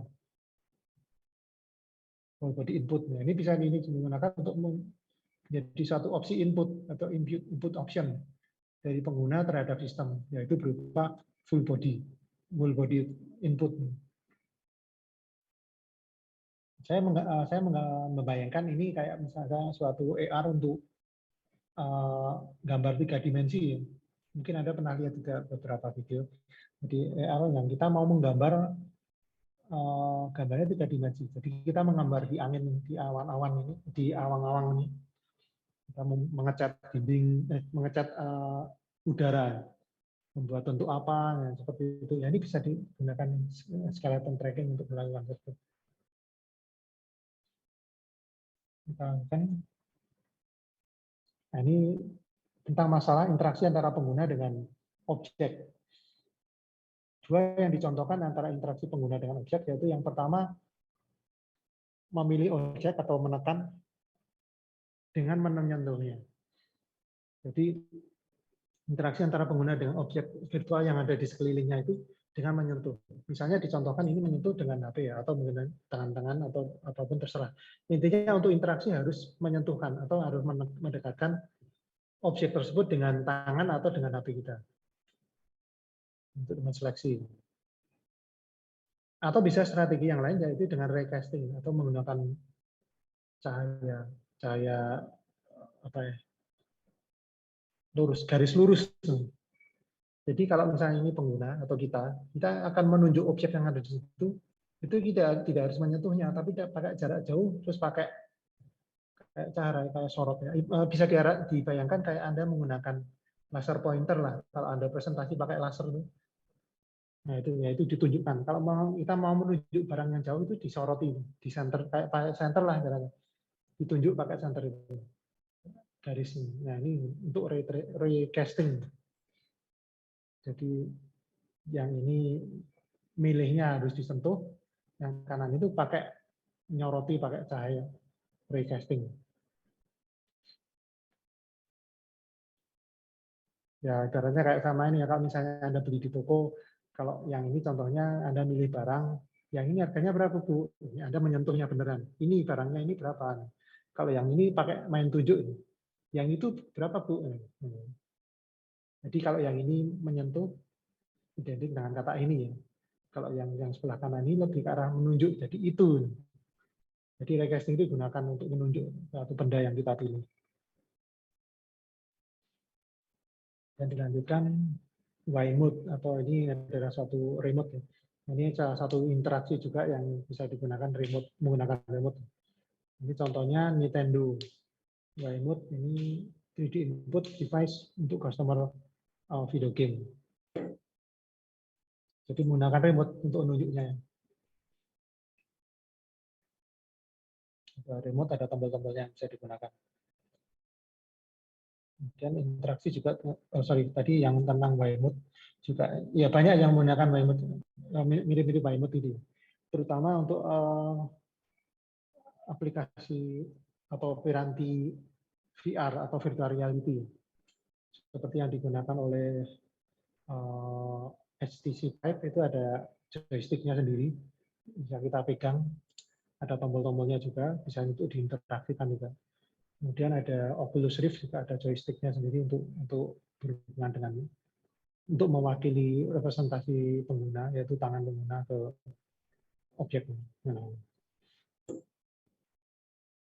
oke, kita lanjut. Tentang hand tracking.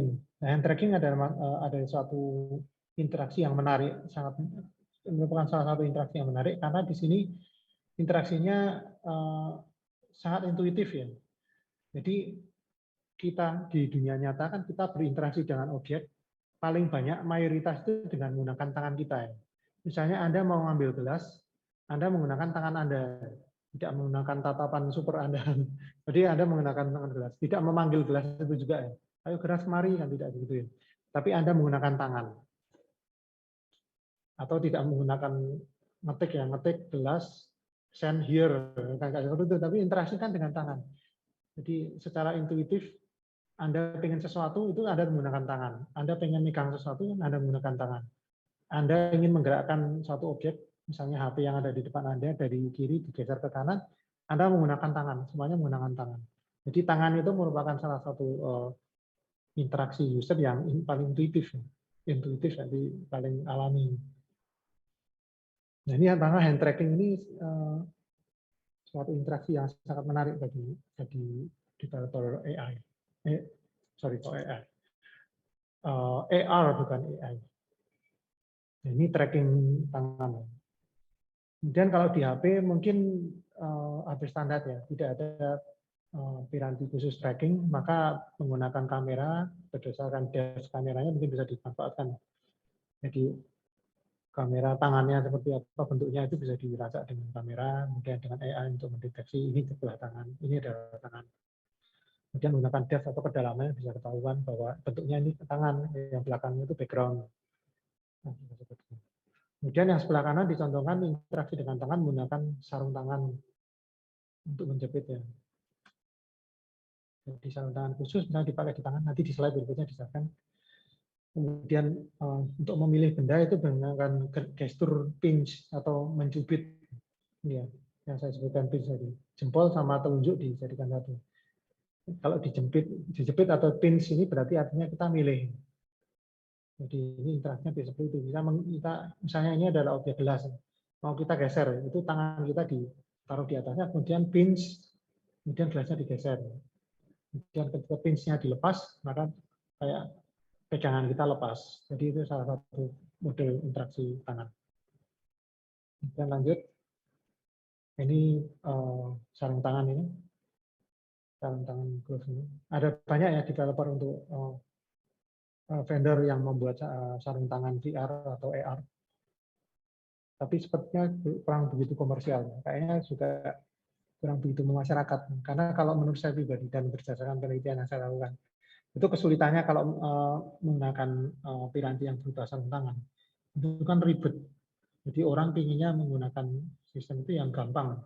Kalau ingin megang sesuatu ya tinggal pegang aja. Kalau di sini harus megang sesuatu harus pakai sarung tangan dulu baru megang. Nah ini kalau dengan tangan, sarung tangan ini bisa sebenarnya akan kalau mengesampingkan hal ribetnya tadi, ini akan sangat baik sekali untuk interaksi karena kita tidak hanya tidak hanya bisa digunakan untuk melacak tangan ya atau melacak pergerakan tangan, tapi lebih dalam lagi kita bisa menyisipkan piranti haptik di tangan. Ini yang seperti yang di penelitian saya di SDK juga ini ada haptiknya. Jadi kalau misalnya bayangkan aja kalau sarung tangan ini selain mendeteksi posisi atau tracking pergerakan tangan kita, di ujung-ujung jari misalnya dikasih vibrator kecil. Ketika di objek 3D kita memegang satu objek, itu maka vibrator tersebut akan aktif, akan bergetar. Jadi yang pengguna akan merasakan kayak benar-benar megang sesuatu ya. Jadi diberi perasaan memegang sesuatu. Jadi sebelumnya kalau interaksi tanpa itu kan kita megang benda virtual ya nggak kerasa apa-apa di tangan, cuman tiba-tiba gambarnya tadi nempel di tangan. Nanti kalau dengan haptik kan ketika kita megang kerasa kayak perasaan menyentuh sesuatu. Kita lakukan. Jadi oh ya ini di sini ada 6 degree of freedom tracking.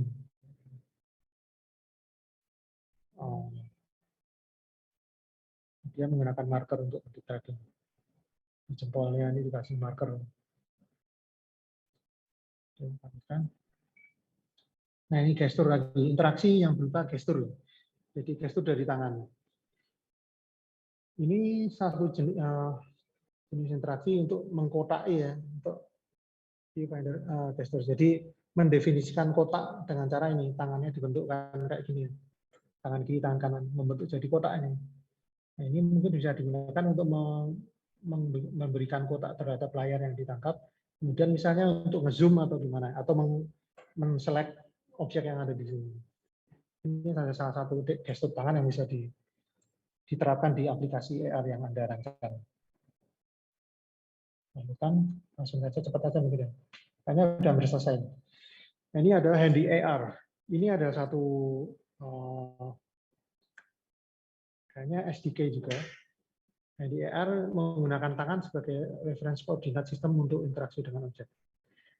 Ini ada jurnalnya. Saya tadi searching mendapatkan jurnal ini. Jadi handy AR ini tadi menggunakan tangan untuk mengatur orientasi objek ini. Nah ini jurnalnya udah lama sebenarnya tahun 2007. Jadi ini sistem lama ini. Jadi keberadaan AR itu ternyata sudah lama ya. Jadi cuman mungkin sebelumnya tidak terlalu memasyarakat karena aplikasinya tidak terlalu banyak. Di sini digambarkan tangan kiri ini menjadi koordinat X, Y, Z. Jadi kalau yang jempol itu berarti arah dari telapak ini, kalau arah yang ke atas itu berarti warna biru, salah satu sumbu, bisa X atau Y atau Z. Kemudian yang hijau itu ke arah lurus ke depan, maju mundur. Jadi sekali lagi biru itu atas bawah, hijau itu maju mundur, yang merah kanan kiri. Nah, kemudian objek kan didasarkan dari ini ya. Misalnya ini digunakan untuk sebagai koordinat sistem, titik 0,0,0 ada di tangan. Misalnya ini sistemnya directed, X-nya adalah sumbu merah ini, kemudian Y-nya adalah sumbu biru, dan Z adalah sumbu hijau.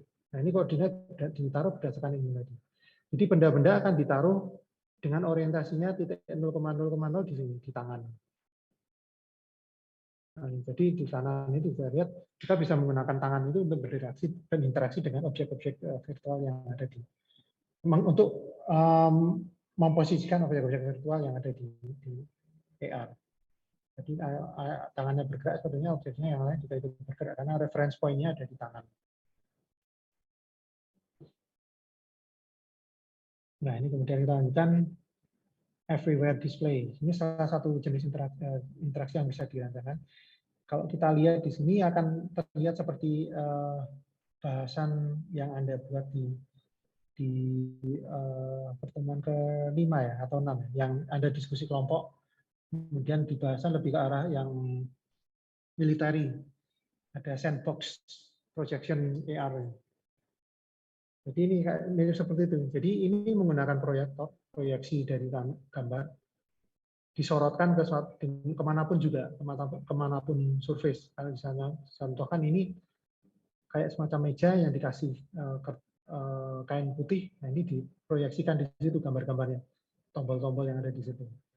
Jadi ini merubah permukaan biasa menjadi touchscreen. Jadi sepertinya ini layarnya ya, ditampilkan di meja ini. Kemudian apa yang dilakukan oleh pengguna ini diinterpretasikan terhadap sebagai interaksi. Bisa jadi dia menggunakan Kinect-nya.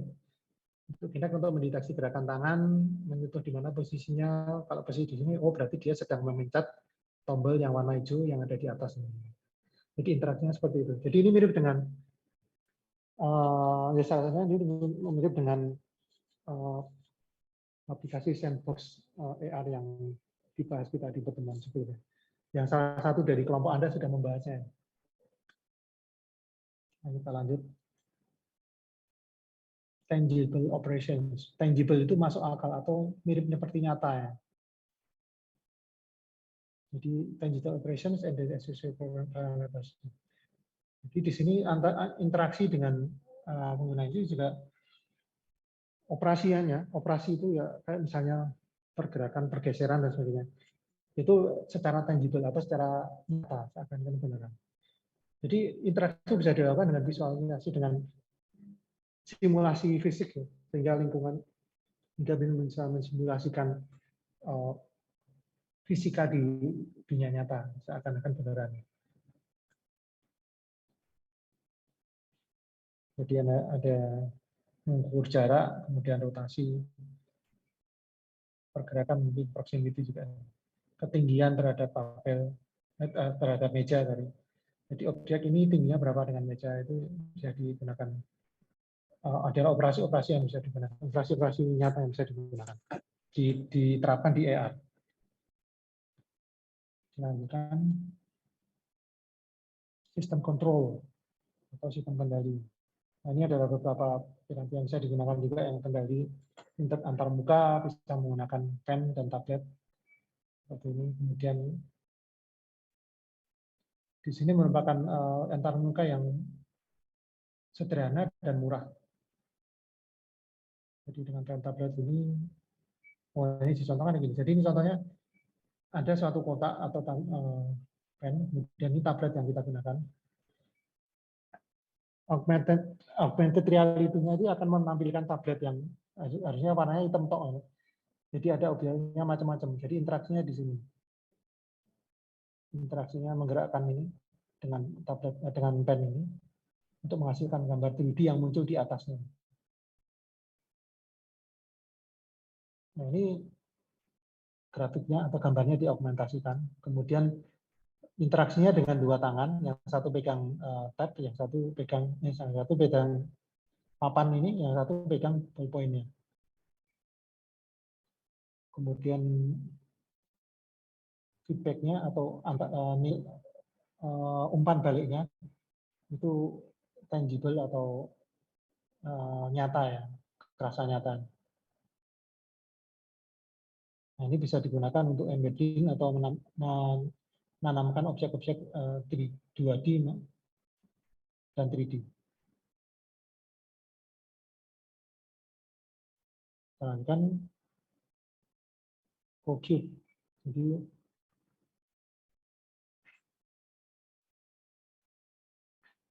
ya, ini untuk interaksi dengan objek 3D ya. Menggunakan tangan untuk interaksi dengan objek tersebut. Misalnya menambahkan tulisan-tulisan di objek tersebut.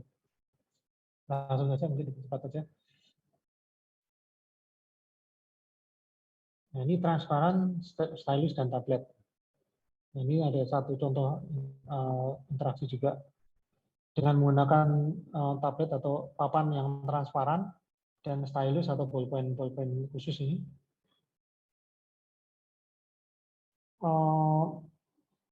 Objek 2D, objek stereoskopik projection bisa ditampilkan di dalam dengan antar muka 3 dimensi.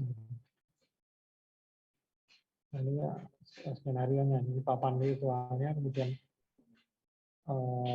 ada menggunakan kacamata, ini menggunakan kacamata 3D juga.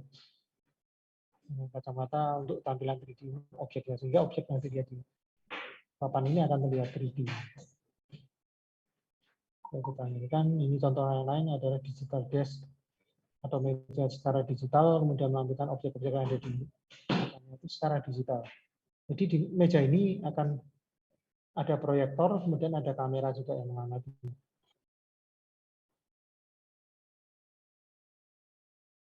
Dihubungkan ke komputer untuk mengolah prosesnya.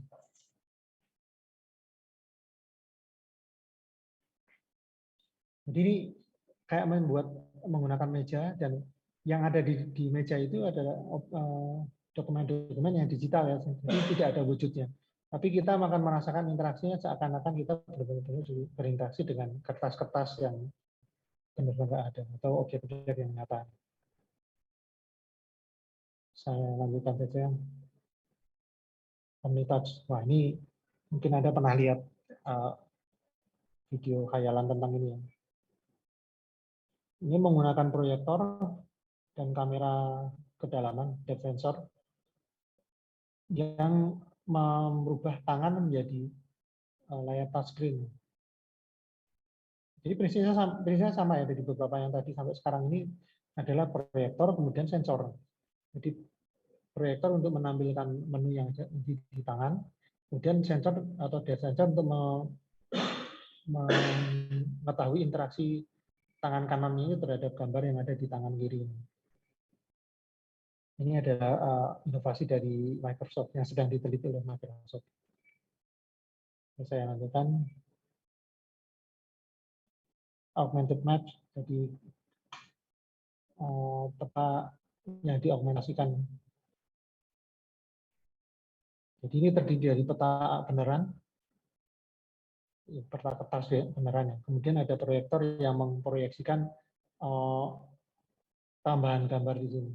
Jadi misalnya di sini mungkin ya, kalau di gambar ini ada gambar tentang peta, misalnya nggak tahu lah ya, itu untuk contoh aja, misalnya ini peta Jakarta lah ya, misalnya.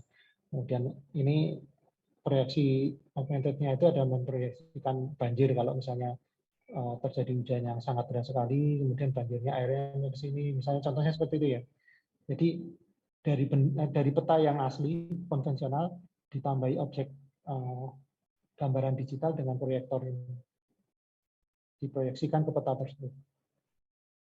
Ini berarti ada proyektor, kemudian ada kameranya juga.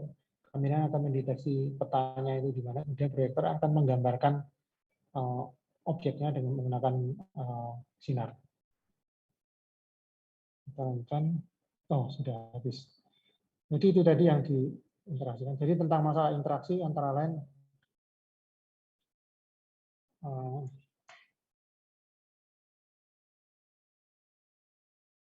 secara sekilas saja ya, interaksi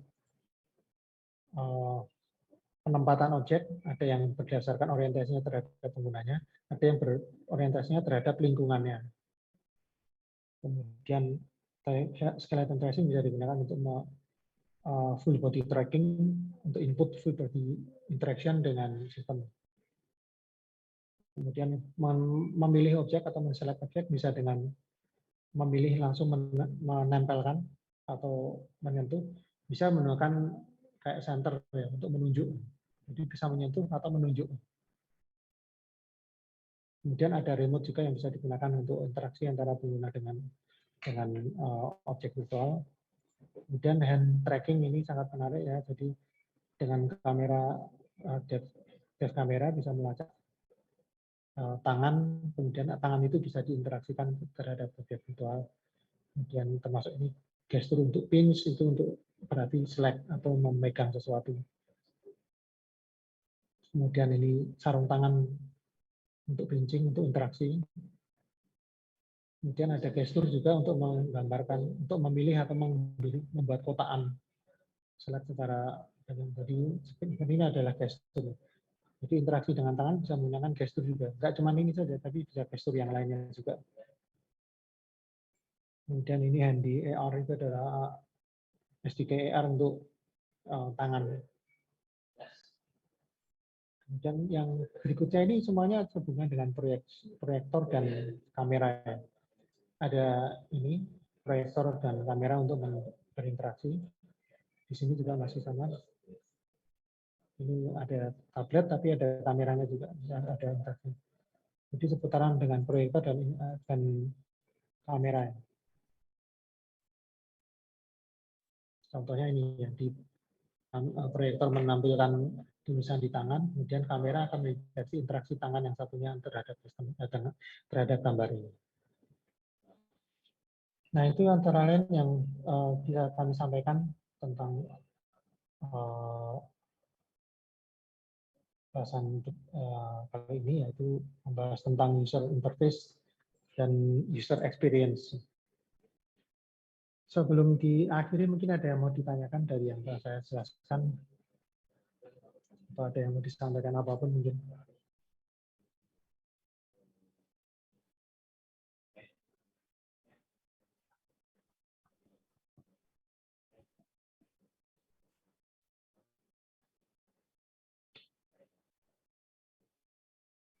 Pak, saya mau bertanya, Pak.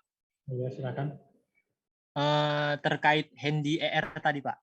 Tadi handy AR itu kekurangannya apa ya, Pak? Tadi kan Bapak sebutkan tentang dia menggunakan sumbu X, Y, dan Z, di mana sumbu X-nya itu untuk bergerak ke kanan dan ke kiri, dan Y-nya itu ke atas dan ke bawah, dan Z-nya itu untuk maju dan mundur. Jadi untuk memproyeksikan benda AR-nya itu tepat berada di misalnya di sumbu Z-nya atau di sumbu X-nya itu bagaimana ya, Pak? Oh ya, terima kasih pertanyaannya. Ya sebelumnya terus terang ya, saya belum membaca jurnalnya langsung. Jadi saya khawatir kalau komentar yang saya sampaikan nanti keliru ya. Tapi nanti bisa saya downloadkan, karena kebetulan saya juga masih punya akses di Tokyotek untuk jurnal. Akan coba saya downloadkan, kemudian saya baca ya. Jadi kalau misalnya penjelasan yang saya sampaikan nanti keliru, mungkin ketika saya menemukan kekeliruan akan saya sampaikan bahwa kemarin saya jelaskan keliru yang sebenarnya adalah seperti ini. Jadi kalau berdasarkan yang sudah terlihat, yang sudah saya baca di slide dan kemudian hasil kami membahas, di sini dinyatakan bahwa NDAA menggunakan reference point dari tangan untuk XYZ-nya ya. Dan kemudian objek menggunakan tangan untuk reference koordinat. Nah, jadi mungkin sepertinya gini, jadi objek-objek digital yang digambarkan sebentar saya share saja ya. Di sini jadi ada 3 buah teko ini digambarkan diwujudkan atau divisualisasikan di dalam sistem AR-nya tadi, kan ada lokasinya. Jadi misalnya teko warna hijau ini posisi ada di 0,0,0, kemudian yang warna biru ada di misalnya 2,0,5, dan yang merah minus 2,0,5. Jadi posisinya seperti ini. Jadi karena referensinya menggunakan tangan, maka ya gambar objek-objek ini akan diletakkan berdasarkan koordinat tangan ini. Jadi di tangan 0,0 berarti ada di tangan ini. Kemudian yang itu ada di sebelah sana, yang zona merah ada di sebelah kiri. Ketika tangan digerakkan, ya mereka akan ikut bergerak karena orientasinya sama di tangan. Jadi tangan gerak ke kiri, ya mereka semua benda itu bergerak ke kiri semuanya. Ke kanan juga bergerak ke kanan semuanya. Jadi interaksinya berdasarkan. Jadi kalau dari slide ini yang pemahaman saya seperti itu. Jadi penempatan dari objek-objek digital itu menggunakan acuan koordinat berdasarkan titik acuannya adalah di tangan. X, Y, dan Z-nya dan orientasinya. Begitu. Untuk penjelasan lebih lanjut, saya merasa saya mungkin butuh baca walaupun sekilas mungkin baca jurnalnya dulu. Jadi jurnalnya sebenarnya tadi sudah dapat, sudah melihat. Cuman karena ternyata nggak bisa di-download full papernya nggak bisa di-download, jadi belum terbaca semuanya. Ini coba saya bukakan untuk jurnal ini. Jurnalnya IEEE. Nah, ini jurnalnya yang saya dapatkan. Ini sumbernya Handy AR Markerless Inspection of Augmented Reality Objects Using Fingertip Tracking. Jadi markerless, kemudian di sini ada menggunakan fingertip tracking. Jadi pelacaan jari, ujung jari. Mungkin kita baca abstraknya saja ya. Kalau untuk downloadnya nanti saya akan coba download pakai akun saya yang di Taitek. Kalau enggak ya saya minta tolong adik saya yang di sana untuk download. Kemudian saya baca. Jadi dia si Handy AR ini dia pembuatnya itu merepresentasikan menyajikan suatu markerless kamera tracking markerless dan user interface metodologi di AR-nya. Jadi tidak menggunakan marker, tapi menggunakan tangan sebagai markernya. Ya berarti sebenarnya bisa dikategorikan marker twist ya, karena tangan kan menggunakan tangan. Ya tapi dia pada tahun 2007 ya itu didefinisikan sebagai markerless. Kemudian dia menyajikan suatu algoritma yang robust atau yang reliable untuk mengenali jari tangan, kemudian mengkonstruksi 6 degree of freedom kamera, jadi mengkonstruksi posisinya, rotasi maupun posisi dari tangan, kemudian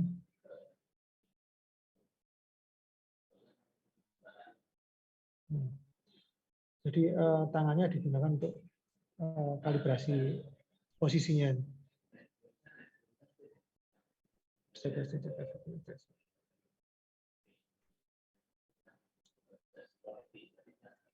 Mungkin gini. Jadi ini Handy AR, pemahaman sekilas ya. Handy AR ini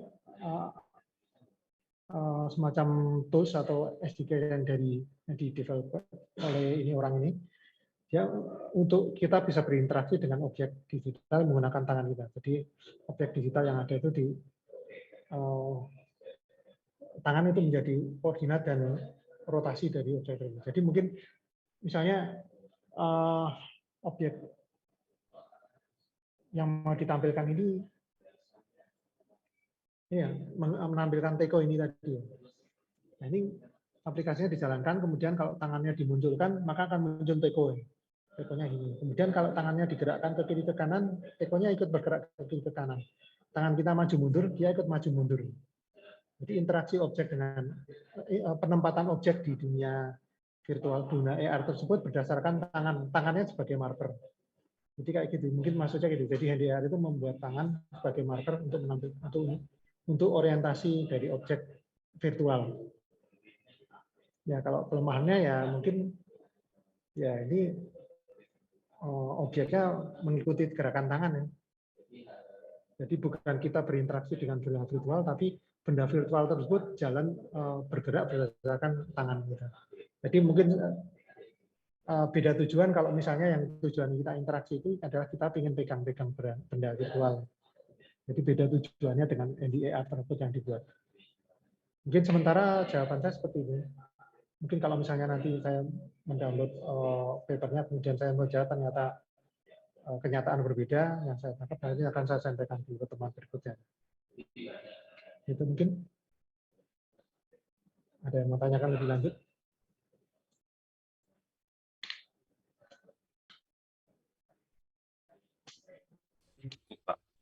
Ya, gimana? Saya kira mau bertanya.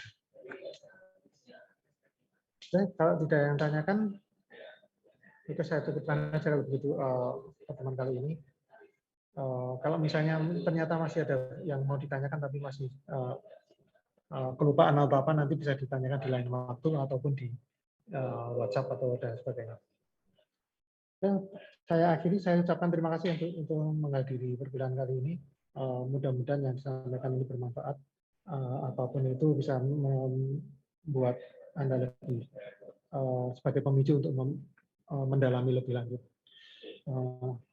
Akhir kata saya ucapkan terima kasih. Assalamualaikum warahmatullahi wabarakatuh. Waalaikumsalam warahmatullahi wabarakatuh. Terima kasih, Pak. Selamat.